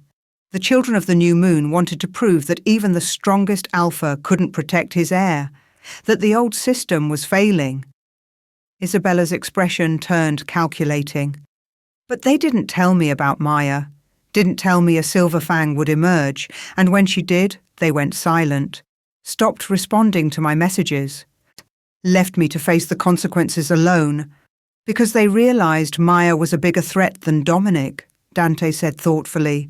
A Silver Fang could unite the packs in a way no Alpha King could become the very thing they're trying to destroy, a legitimate authority that supersedes their revolution. Where are they based? Thorne asked Isabella. How do we find them? I don't know. All contact was through encrypted messages that self-destructed. I never met any of them face to face. Isabella's smile turned bitter. They used me and discarded me, just like everyone else. Maya studied Isabella, her enhanced senses picking up nuances the others might miss. The woman was telling the truth about being used, but she was lying about something else, something she was holding back. You know more than you're saying, Maya said quietly. Isabella's eyes snapped to hers. What? I can smell it. Fear mixed with calculation. You know something that might help you bargain for your life, and you're deciding whether to use it now or save it for later. Maya moved closer to the cage. Tell them everything, Isabella. It's your only chance. For a long moment, Isabella just stared at her. Then her shoulders sagged. There's a meeting, in 3 days. Someone called the architect is supposed to reveal the next phase of their plan. She rattled off coordinates. I was supposed to attend before all this fell apart. They don't know I've been captured yet. You could send someone in my place. A trap, Vera said immediately. Possibly, Isabella agreed, but also your only lead on an organization that's been systematically targeting alpha bloodlines for years. Your choice. Thorne looked at Dominic. Alpha King, this falls under your jurisdiction. What do you recommend? Dominic was silent for a moment. Then, we send a team. Small, elite, expendable if it goes wrong. And we send Maya. The chamber erupted in protests. She's untrained. Too valuable to risk? Potential Silverfang Queen walking into enemy territory is suicide. Exactly why she has to go, Dominic said, his voice cutting through the noise. If the Children of the New Moon are trying to eliminate traditional hierarchies, they won't expect us to send our most valuable asset into potential danger. It's the last thing they'd anticipate, and Maya's abilities make her the one person who might actually survive if it is a trap. You're willing to risk her life? Thorne asked. I'm willing to trust her to make her own choices about what risks to take. Dominic looked at Maya. But it is your choice. You don't have to do this. Maya thought about Ezra asking her not to leave, about the pack members who'd started to accept her, about the larger conspiracy that had killed Elena and threatened countless others. I'll go, she said, but not alone. I want a team I can trust. Done, Dominic said immediately. There's still the matter of Maya's status, Vera interjected. Ancient law may be outdated, but it exists. We cannot simply ignore a Silverfang heir's claim to supreme authority. Then put it to a test, Maya said, an idea forming. You want proof I'm not a threat? That I won't try to dominate you all and seize power? Fine. Let me undergo whatever trial you use to prove loyalty and intent. Thorn's expression turned grave. You speak of the rite of binding, a test designed to reveal a candidate's true nature through magical compulsion. But Maya, the rite was created for ordinary wolves. A Silverfang's power might resist the binding, which the magic would interpret as deception. You could die. Or I could prove once and for all that I mean what I say. Maya lifted her chin. I'll take the risk. No. Dominic's voice cracked like a whip. Absolutely not. I won't allow it. You can't stop me, Maya said gently. I'm not your subordinate, remember? We're equals. Equals who make decisions together. Dominic grabbed her shoulders. This is suicide. The rite has a 30% mortality rate for normal wolves. For a Silverfang, the magical conflict could tear you apart. Then I die proving I was telling the truth. Maya met his eyes. Dominic, I need to do this. For the pack. For Ezra. For us. Something in his expression cracked. No. If you're going to take the rite, then I'm taking it with you. Shocked silence filled the chamber. That's not how it works, Thorn said slowly. The rite of binding is individual. Change it, adapt it. We're building something new, remember? Dominic's hands slid from Maya's shoulders to cup her face. You said we're equals. That means if you risk your life to prove yourself, I risk mine beside you. We bind ourselves to each other and to the pack simultaneously. If we survive, no one can question our partnership or our loyalty. You could both die, Thorn warned. Or we both live and create a precedent for the future. Dominic's eyes never left Maya's. Your choice, but if you jump, I jump. Maya's throat tightened with emotion. He was offering to die with her, not because he had to, but because he refused to let her face danger alone. This was more than partnership, more than political alliance. This was love. And it terrified her. Fine, she whispered. We do it together. Thorn looked between them, then sighed. Very well, the rite of binding will commence tomorrow at moonrise. Both of you will undergo the trial. May the moon have mercy on your souls. The rest of the trial proceeded quickly. Isabella was sentenced to life imprisonment pending further investigation into the children of the new moon. Shadow Fang Pack representatives were given community service and reparations for their role in the kidnapping, their Alpha Raphael facing separate charges. But Maya barely heard any of it. Her mind was stuck on tomorrow, on the right, on the very real possibility that she and Dominic might not survive. After the council adjourned, Dominic pulled her into a private antechamber. Why did you volunteer for the rite? He demanded. You could have fought them on political grounds, stalled, found another way. Because they're right to be afraid of me, Maya said. I can feel the power growing stronger every day. I don't know what I'm fully capable of, and that's terrifying. The rite will either prove I can control it or, she trailed off, or kill you trying. Dominic's jaw clenched. I can't lose you. You barely know me. I know enough. He pulled her closer. I know you're brave and stubborn and you love my son like he's your own. I know you transform into moonlight to protect people you care about. I know that when I look at you, I feel something I thought died with Elena. Maya's breath caught. Dominic, I'm falling in love with you, Maya. Maybe already fallen, and the thought of losing you tomorrow.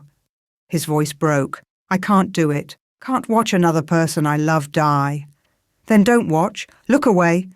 Maya tried for humour, but tears were streaming down her face. I have to do this, and you shouldn't risk your life because I'm too stubborn to back down. Too late. I already made the choice. Dominic kissed her forehead, her cheeks, the corner of her mouth. We survive together or we die together. That's what partnership means.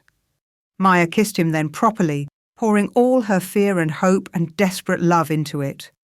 Dominic responded with equal intensity, his arms wrapping around her like he could shield her from tomorrow's danger through will alone. When they finally broke apart, both breathing hard, Maya rested her forehead against his. "If we survive this," she whispered, "I need to tell you something. Tell me now, if we survive." She stepped back, trying to memorize his face. "I should go see Ezra. He'll be worried." "Maya, tomorrow, Dominic. Let me have tonight with him, please." After a long moment, he nodded. Maya found Ezra in the playroom with Celeste, building an elaborate castle with blocks. The moment he saw her, he abandoned his construction and ran into her arms. May, you came back." "Of course I did. I promised." Maya held him tight, breathing in his little boy scent, sunshine and grass, and something uniquely Ezra. "Aunt Celeste said you have to do a trial tomorrow." "What's a trial?" "It's like a test, to prove I belong here." "But you do belong here." Ezra's lower lip trembled. "Right?" Maya's heart broke. "Yeah, buddy, I do." Celeste tactfully excused herself, leaving them alone. Maya spent the evening playing with Ezra, reading him stories, tucking him into his bed in her quarters. He fell asleep holding her hand, his small face peaceful. She sat there in the darkness, listening to his breathing, and felt fear crystallize into certainty. She loved this child, loved his father, loved this pack and this life that she'd stumbled into, but her presence made them targets. Isabella's conspiracy, the children of the new moon, the council's fear, all of it centered on what Maya was. If she died tomorrow in the right, that would be one kind of tragedy. But if she survived and stayed, she'd be painting a target on Ezra's back for the rest of his life. Maya carefully extracted her hand from Ezra's grip and stood. She moved to the desk, pulling out paper and a pen. "Dear Dominic, by the time you read this, I'll be gone. I can't go through with the rite, not because I'm afraid of dying, but because I'm afraid of what happens if I live. Every moment I stay here, I put Ezra in danger. The council fears me. The children of the new moon want to eliminate me. And you deserve a Luna who doesn't come with a legacy of fear and political chaos. I love you. I love Ezra. That's why I have to leave, to keep you both safe. Please don't look for me. Tell Ezra I'm sorry I broke my promise. Always, Maya." She folded the letter, placed it on the nightstand where Dominic would find it. Then she looked at Ezra one last time, memorizing his peaceful face. "I'm sorry," she whispered. "I'm so sorry." Maya grabbed a small bag, packing only essentials. She could feel the bond with Ezra pulling at her chest, could sense his subconscious distress even in sleep as she prepared to leave. She was halfway to the door when a small voice stopped her. May, where are you going?" Maya turned to find Ezra sitting up in bed, his grey eyes wide and frightened in the darkness. I need to go for a little while. You're leaving." It wasn't a question. Ezra started crying. "You're leaving like Mama left, like everyone leaves." "Ezra, no, I knew it." His small body shook with sobs. "I knew you'd go away too. Everyone I love goes away." The bond between them blazed with his anguish, and Maya felt it like a knife to the heart. She dropped her bag and ran to him, pulling him into her arms. "I'm sorry. I'm so sorry. I thought I was protecting you." "You're not. You're hurting me." Ezra clung to her. "Please don't go. Please. I need you." The door burst open. Dominic stood there, clearly having sensed his son's distress. He took in the scene. Maya with her packed bag, Ezra crying, the letter on the nightstand. His expression went from concerned to devastated to furious in seconds. "You were going to run," he said flatly. "You were going to leave without even saying goodbye." "I left a letter." "A letter." Dominic's laugh was bitter. "You were going to let me wake up tomorrow and find you gone. Find my son heartbroken. Find a letter explaining that you loved us so much you had to leave us. It's not like that. Then what is it like, Maya? Dominic's power filled the room, making the windows rattle. Explain to me how abandoning us is an act of love. Maya set Ezra gently aside and stood. My presence makes you targets. The council fears me. There's a conspiracy targeting Alpha bloodlines, and I'm Silverfang royalty, who could upset the entire supernatural hierarchy. As long as I'm here, you and Ezra will never be safe. And you think we'll be safer without you? Without the one person who's proven she can protect Ezra better than anyone? Dominic moved closer. Or is this really about you being afraid? Of course I'm afraid. I'm terrified. Maya's voice broke. I'm terrified of loving you and losing you. I'm terrified of failing Ezra. I'm terrified that I'm going to get you both killed because I'm too stubborn to walk away when I should. So you were going to make that choice for all of us. Decide what's best without asking what we want. Dominic grabbed her shoulders. That's not love, Maya. That's cowardice. The word hit like a slap. Maya recoiled. I was trying to protect you. No. You were trying to protect yourself from pain, from the possibility of loss. Dominic's eyes blazed. I know, because I did the same thing after Elena died. Shut everyone out, made everything transactional, convinced myself it was safer not to care. And then you showed up and broke through every wall I'd built. Dominic, I'm not afraid of the danger you bring. I'm afraid of losing you, of waking up one day and finding you gone. His hands gentled on her shoulders. Tomorrow's right terrifies me, but you running terrifies me more, because at least tomorrow we face the danger together. If you run, I lose you either way, but without any chance to fight for you. Tears streamed down Maya's face. I don't know how to do this, how to stay when staying might destroy everything. You learn. We learn together. Dominic pulled her close. That's what love is. Choosing to stay even when it's terrifying. Trusting that together we're stronger than we are apart. Ezra appeared beside them, wrapping his arms around both their legs. Please don't fight. Please don't leave. Maya looked down at him, at this child who'd claimed her heart so completely, then at Dominic, who'd offered her everything despite the risks. She thought about her letter, her plan to run, at the fear that had almost made her throw away the best thing that had ever happened to her. I'm sorry, she whispered. I'm so sorry. I was wrong. Stay, Dominic said simply. Face tomorrow with me. Live or die, but do it beside us. Maya pulled them both into a fierce hug. Okay, I'll stay. I'm not going anywhere. Ezra's crying subsided into hiccups.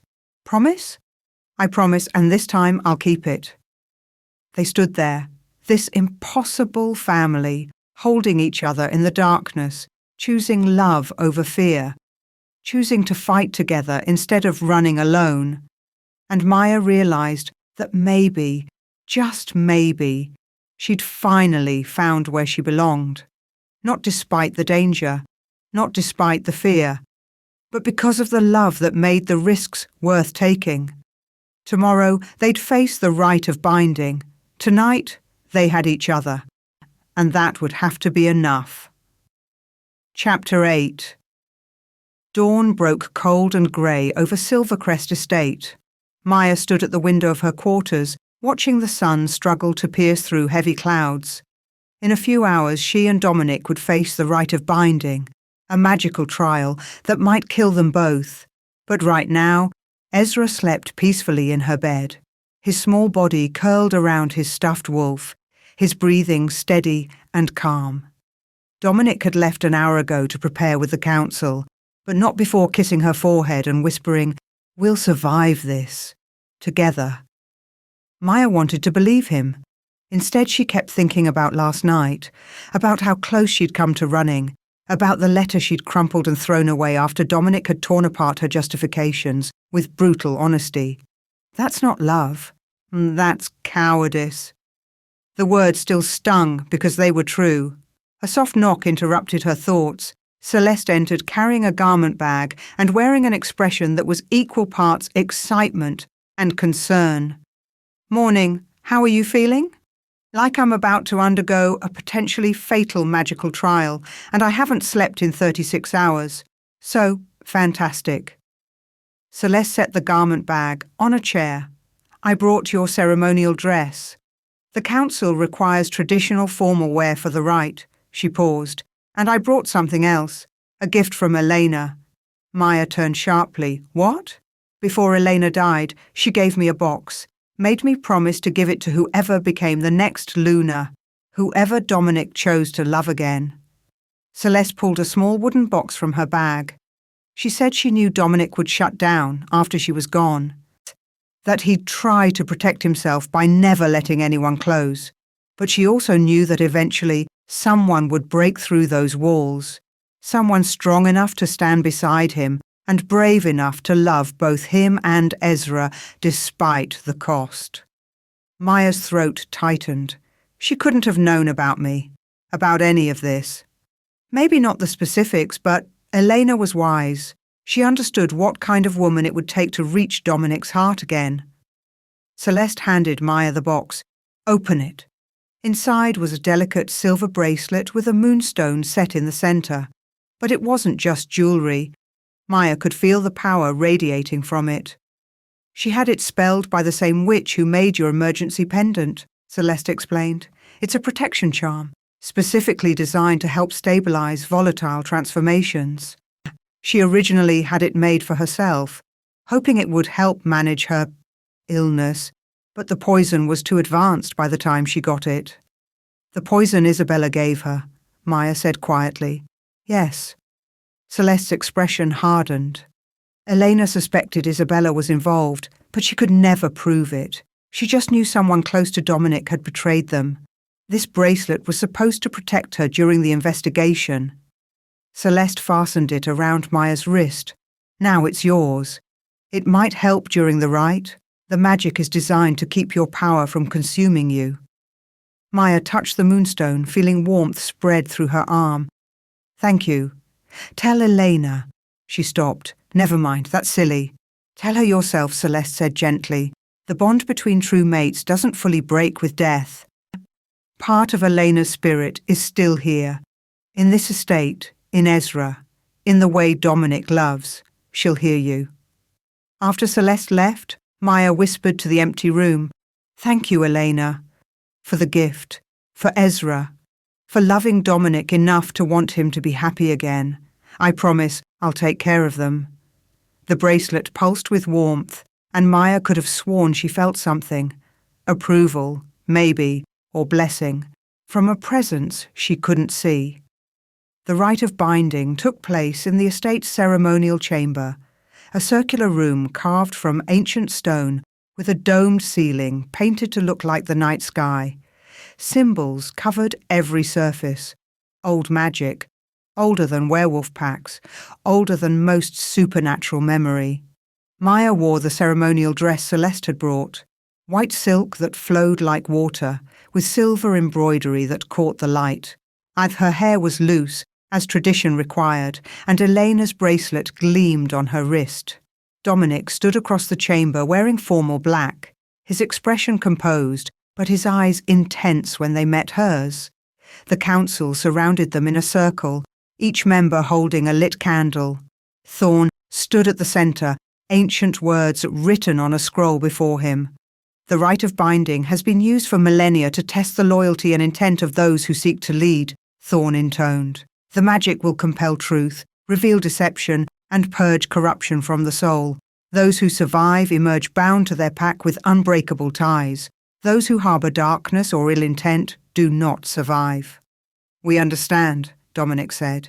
"The modification you requested, binding two individuals simultaneously, has never been attempted. The magical strain will be doubled. The risk of death increases exponentially." Thorn's ice-blue eyes swept over them both. "This is your final chance to reconsider." "We're ready," Maya said firmly. Thorn nodded and began the incantation.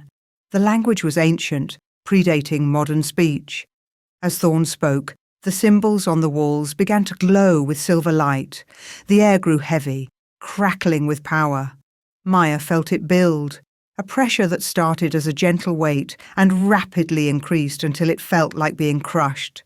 The magic probed at her mind, her heart searching for lies and hidden darkness. "What is your intent?" The question echoed in her mind, not in words, but in pure meaning. To protect, Maya thought back, to love, to serve the pack not through domination, but through partnership. The magic dug deeper, painful now. It found her fear, the terror that she'd fail, that she'd get Ezra killed, that she wasn't strong enough for this role. It found her doubt, her moments of wanting to run, her struggle to accept what she was. But it also found her love, for Ezra, for Dominic, for this pack that had become her family. The magic seemed to weigh these things, measuring her worth. Across the chamber, Dominic gasped. He was undergoing the same trial, his own fears and intentions laid bare. "What is your intent?" the magic asked him. "To protect my son, to honor my pack, to love again, even though it terrifies me." The magic found his guilt over Elena's death, his fear of losing Maya the same way, his struggle to balance duty with the desperate need to keep the people he loved safe. But it also found his hope, his determination, his absolute conviction that Maya belonged at his side. The pressure increased. Maya's knees buckled, but she forced herself to stay standing. Silver light erupted from her skin as her silver fang nature responded to the magical assault. The bracelet on her wrist glowed, helping to channel the power instead of letting it explode outward. Dominic's wolf surged forward, his eyes glowing amber as he fought to maintain control. His alpha power clashed with the binding magic, creating sparks of energy that crackled through the air. Then something unexpected happened. The silver light from Maya's transformation reached across the chamber, connecting with Dominic's amber glow. The two energies intertwined, supporting each other, creating something stronger than either power alone. The bond between them, forged through Ezra, strengthened through shared battles, deepened through growing love, became visible, a glowing thread of silver and gold that linked their hearts. Mates, the magic recognized. True mates. The binding magic shifted, flowing along that connection instead of crushing them individually. It tested the bond itself, searching for weakness or falseness, and found none. Maya and Dominic had chosen each other, not through mystical predestination, but through conscious decision, through standing together when it would have been easier to run, through trust built in crisis and love forged in fire. The magic accepted this. The pressure released all at once, leaving them both gasping. The symbols on the walls flared brilliant white, then faded to a steady silver glow. Thorn lowered his scroll, his expression shocked. "It's done. The binding is complete. You've both survived." Maya's legs finally gave out. She collapsed, but Dominic was there instantly, catching her. They sank to the floor together, holding each other, both trembling from magical exhaustion. "We made it," Dominic whispered against her hair. "We actually made it." "Together," Maya managed, "like you said." The council members murmured among themselves, clearly stunned. A double binding had never been successful before, let alone one that revealed a true mate bond. Vera stepped forward, her expression less hostile than before. "The magic has spoken. Maya Torres and Dominic Steele are bound to each other and to Silvercrest Pack. Their intentions are pure, their loyalty absolute." She paused. "And they are true mates. The first true mate bond between an Alpha King and a Silver Fang in recorded history." "What does that mean politically?" someone asked. "It means they rule together as equals," Thorne said, "neither superior nor subordinate, a partnership blessed by the moon herself." He looked at Maya with something like respect. "Welcome, Lunar Queen. Your place among us is no longer in question." Before Maya could respond, alarms started blaring throughout the estate. Marcus burst into the chamber, his face grim. "We're under attack. Multiple breach points. At least 50 hostiles, heavily armed, moving with military precision. The children of the new moon, Dominic said, already standing. They're making their move. No, Marcus's expression was dark. It's worse. The attackers are flying Volkov's colours. Dante Volkov is leading the assault personally. Maya's blood ran cold. Dante? But he helped me. He told me about my father. He told you exactly what he wanted you to know. A familiar voice said from the doorway. Dante Volkov stepped into the chamber, flanked by armed guards, but these weren't his usual wolves. They moved with eerie coordination, their eyes glowing not amber, but crimson. The Void Hunters, Dr. Chen breathed. He's brought an army of them. Dante smiled that too-sharp smile. Not just Void Hunters. I've been collecting specialists for years. Wolves trained to kill specific supernatural threats. I have teams designed to eliminate alphas, witches, vampires, and yes, Silverfangs. Why? Maya demanded. You said you knew my father, that he saved your life. He did. And then he died, leaving a power vacuum in the supernatural world. The Silverfangs were gone. The old order crumbled. And I realized something. The traditional hierarchy is broken. Alphas ruling through strength alone, fighting over territory like animals. We need a new system. One built on intelligence and strategy, not just raw power. The children of the new moon, Dominic said. You're their leader, the architect. Guilty. Dante's smile widened. I've spent decades positioning pieces on the board, eliminating problematic alphas, destabilizing packs, creating chaos. Also, I could rebuild supernatural society from the ground up. Using Silverfangs as figureheads you could control, Maya said, the pieces clicking together.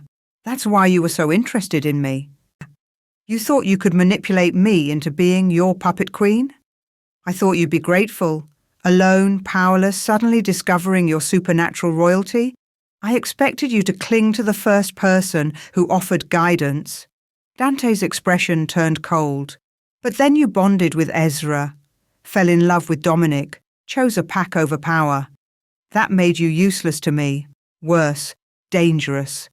A Silverfang who actually cares about werewolf society might unite the packs against me. So you decided to eliminate me, Maya said, and the Alpha King, and anyone else who might interfere with my new order. Dante gestured, and his guards raised weapons. Guns loaded with silver bullets, crossbows with spelled bolts, and worse. Your touching little ceremony just made this easier. Now I can kill both of you at once. The council members moved to form a protective circle, but Dante's forces had them surrounded.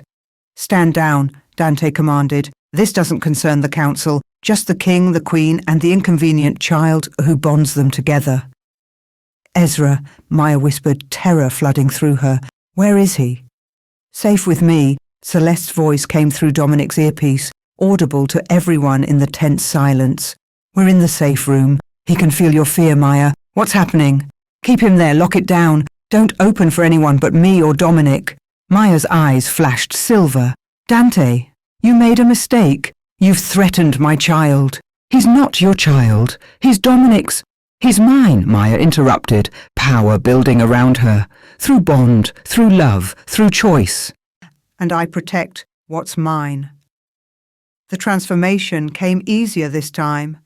Maya's body shifted into its Silverfang form, partially ethereal, glowing with moonlight, existing between physical and spiritual. But now, strengthened by the rite of binding and the mate bond with Dominic, she was more powerful than ever. Dominic shifted beside her, his wolf form massive and silver-grey, their powers intertwined again, creating that same silver and gold glow. Together, Dominic's voice echoed in her mind through their new mate bond. We fight together. Together, Maya agreed.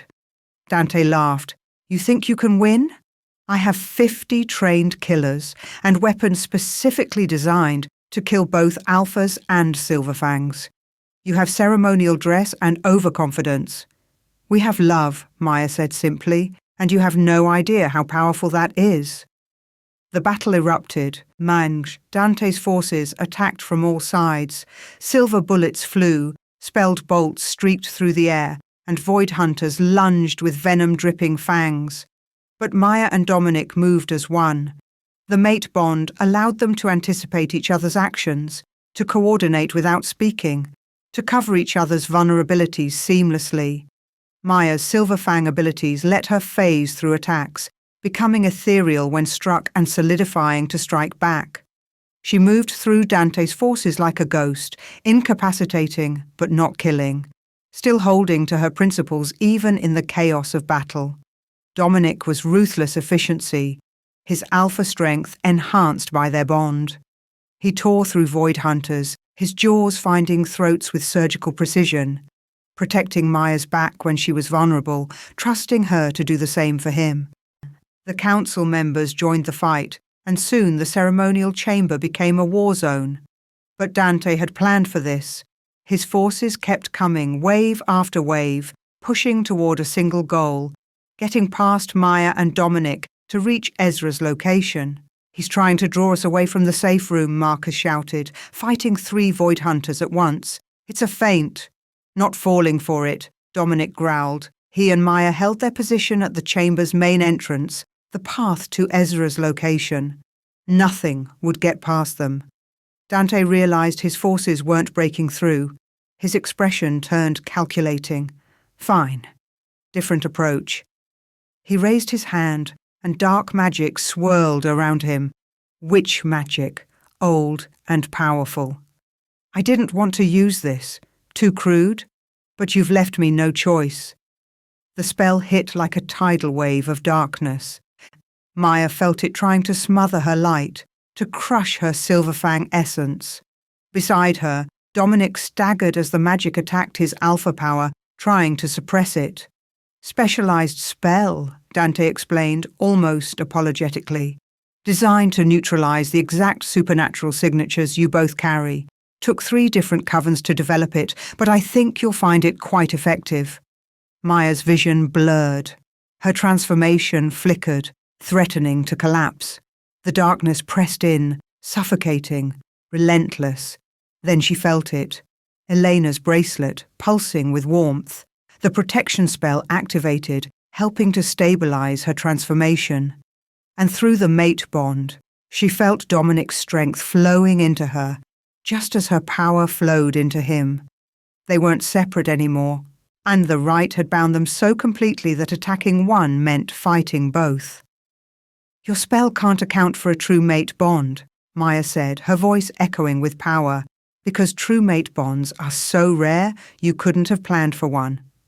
"And you definitely didn't plan for this," Dominic added. They combined their powers intentionally this time. Maya's silver fang light merged with Dominic's golden alpha strength, creating something new, something that had never existed before. A wave of silver gold energy exploded outward, shattering Dante's dark magic like glass. The force of it sent his soldiers flying, unconscious but alive. Dante himself staggered back, shock finally breaking through his composed facade. "Impossible," he breathed. "You can't. That kind of power synthesis, it's not documented in any—" "We're writing new rules," Maya said, "building something better than your cold, calculated new order, building it on love and choice and partnership." Dominic prowled forward, his wolf form radiating menace. "You killed my mate, manipulated Isabella to poison Elena, used her family's grief as a weapon, threatened my son." "It was just business," Dante said, backing away. "Nothing personal, just pieces on a board." "My family isn't pieces." Dominic's voice was lethal, "and this is very personal." The fight between Dominic and Dante was brutal and one-sided. Dante was strong, cunning, and trained in multiple combat styles. But Dominic was an alpha king defending his family, powered by a mate bond with a silver fang, and absolutely done with political games. It ended with Dante on his knees, Dominic's jaws at his throat. "Please," Dante gasped, "I can give you information, names of everyone involved in the conspiracy, resources, allies. Just let me live." You don't get to negotiate, Dominic said. You lost that right when you came after my son. The council should decide his fate, Thorne interrupted. He's revealed crimes that span decades and multiple territories. He needs to face justice properly. Dominic hesitated, his wolf instincts screaming to end the threat permanently. Dominic, Maya's voice came through their bond. Ezra is watching through the security feeds. Celeste can't distract him. Whatever you do here, he'll see. That decided it. Dominic shifted back to human form, keeping Dante restrained. Fine. He stands trial. But if he escapes, or if anyone tries to break him out, I'll hunt him to the ends of the earth. Understood, Thorne said. Guards, secure the prisoner. As Dante was dragged away, still muttering about new orders and broken systems, Maya finally allowed herself to collapse. The battle was over. They'd won. But the cost was visible. The ceremonial chamber was destroyed, pack members were injured, and the visiting alphas were shocked into silence by what they'd witnessed. Well, Thorne said into the quiet, that was eventful. Someone laughed, nervous, almost hysterical. Soon others joined in, the tension breaking in waves of slightly manic laughter. We should check on Ezra, Maya said, already moving toward the door. They found him in Celeste's arms, crying but unharmed. The moment he saw them, he struggled free and ran into Maya's arms. May, Daddy, I was so scared. I know, buddy. But we're okay. Everything's okay now. Maya held him tight, breathing in his scent, letting the bond between them settle back into calm. Dominic wrapped his arms around both of them, and they stood there in the hallway, battered, exhausted, but whole. Is it over? Ezra asked, the bad man. He's locked up and won't hurt anyone ever again, Dominic promised. Good. Ezra pulled back to look at them both. Can we go home now? I want pancakes and to play with my trains, and for everything to be normal. Normal sounds perfect, Maya said, smiling through tears. The formal council session 3 days later was a mere formality. Dante Volkov was sentenced to life imprisonment in a maximum security supernatural facility. His vast conspiracy had been exposed, with arrests happening across the continent. His Shadow Fang Pack's involvement was reduced to community service since they'd been manipulated by false information. But the most important decision was about Maya and Dominic. The Council formally recognizes the mate bond between Alpha King Dominic Steele and Silverfang Queen Maya Torres, Thorne announced. Furthermore, we acknowledge that the Silverfang bloodline, far from being a threat, represents an opportunity for growth and evolution in supernatural society. We propose a new governing structure, Councillor Vera added, her tone respectful now. A partnership between traditional Alpha leadership and Silverfang wisdom. Maya Torres will serve as supreme arbiter in disputes that span multiple territories, while Dominic Steele maintains his position as Alpha King of the Eastern Seaboard. Co-rulers, Maya said. True equals. Exactly. The vote was unanimous. Later, in a private ceremony attended only by pack members and close allies, Maya and Dominic completed their mating bond. It was nothing like the rite of binding, no painful magic or testing. Just two people standing under the full moon, Ezra between them, speaking vows of partnership and love.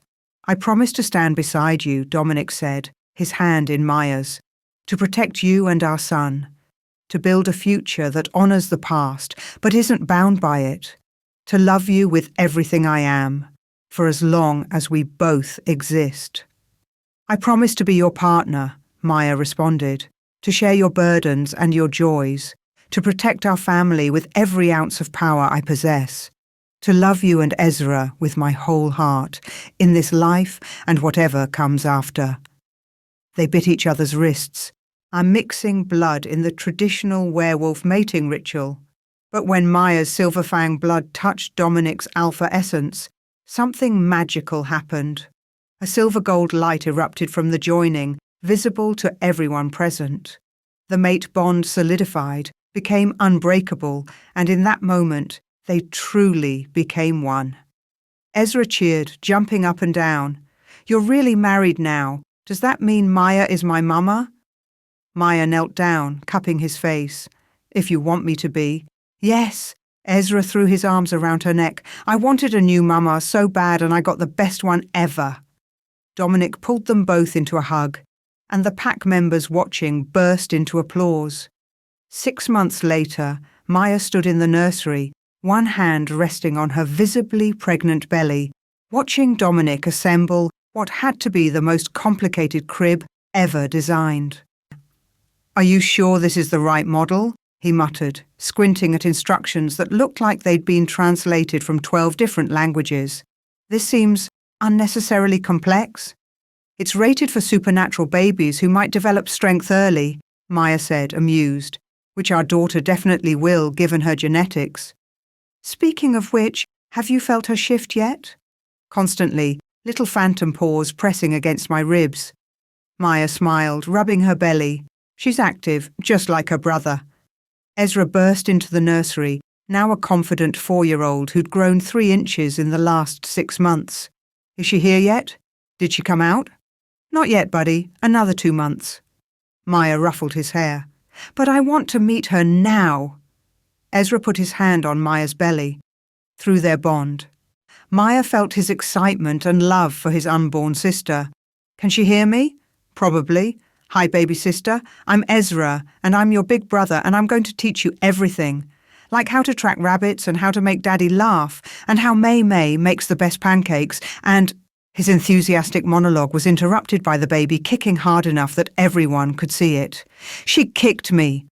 Ezra's eyes went wide. "Did you see that?" "Hard not to," Dominic said, abandoning the crib to come over. He placed his hand next to Ezra's, and the baby kicked again, responding to her father's presence.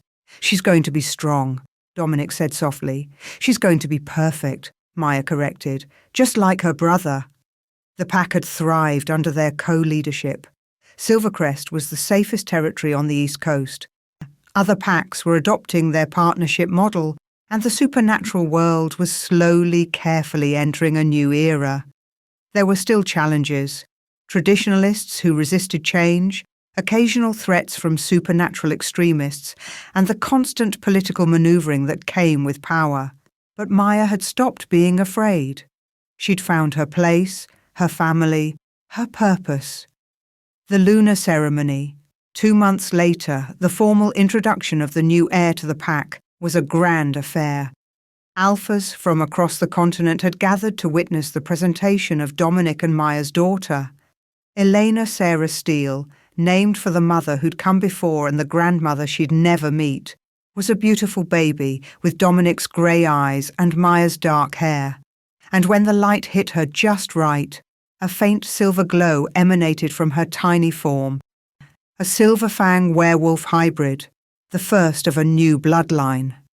Ezra stood proudly beside his parents, wearing his best suit and taking his role as big brother very seriously. "This is my sister," he announced to the assembled alphas with all the authority of a 4-year-old.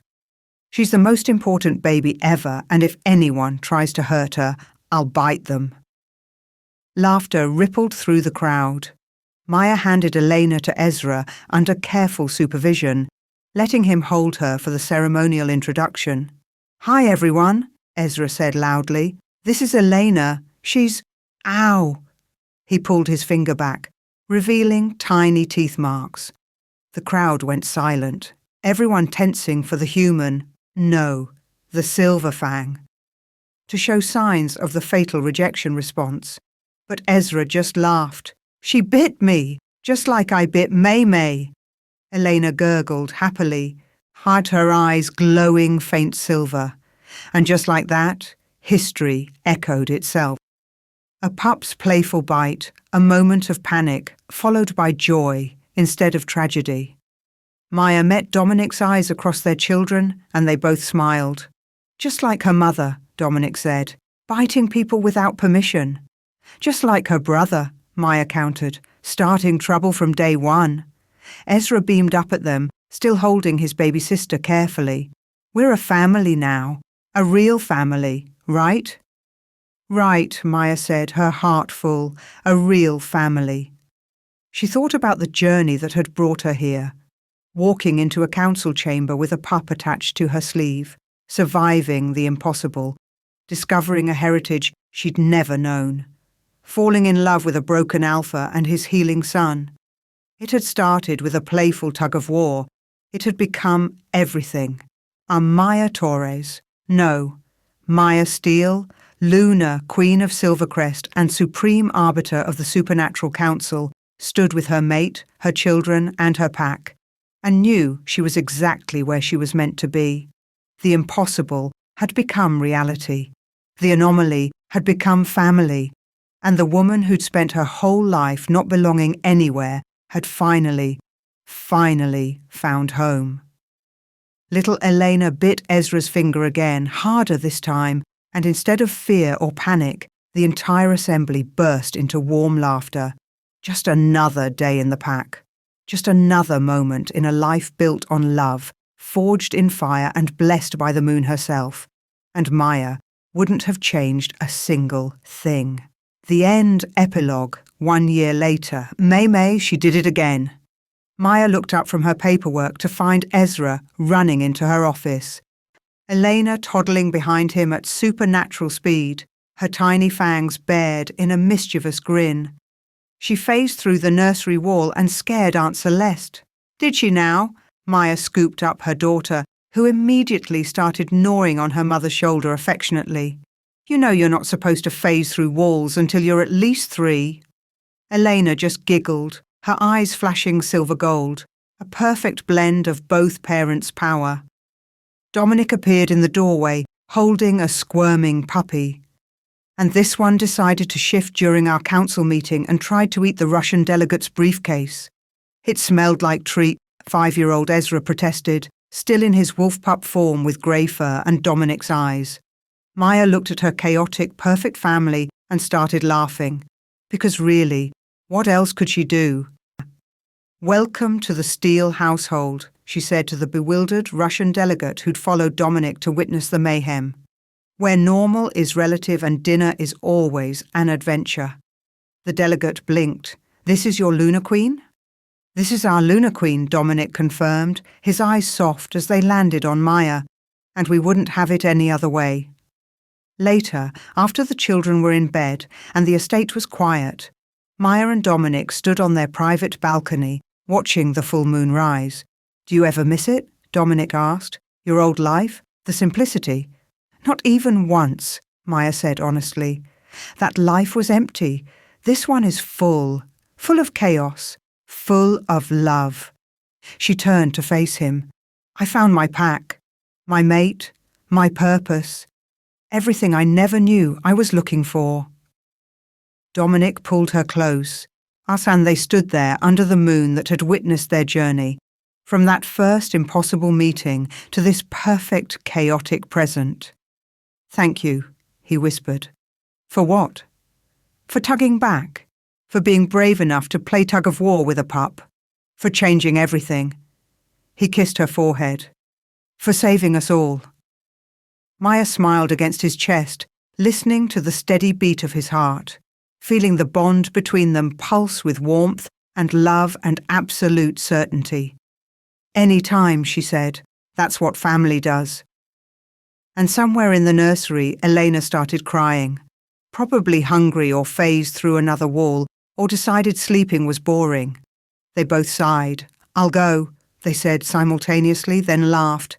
Together, always together. Just like they'd promised. Just like it was always meant to be. The end. Because even Lunar Queens and Alpha Kings are at the mercy of supernatural toddlers, and that's the real happily ever after. Thank you for listening to this story, y'all. Like, share, and subscribe for more.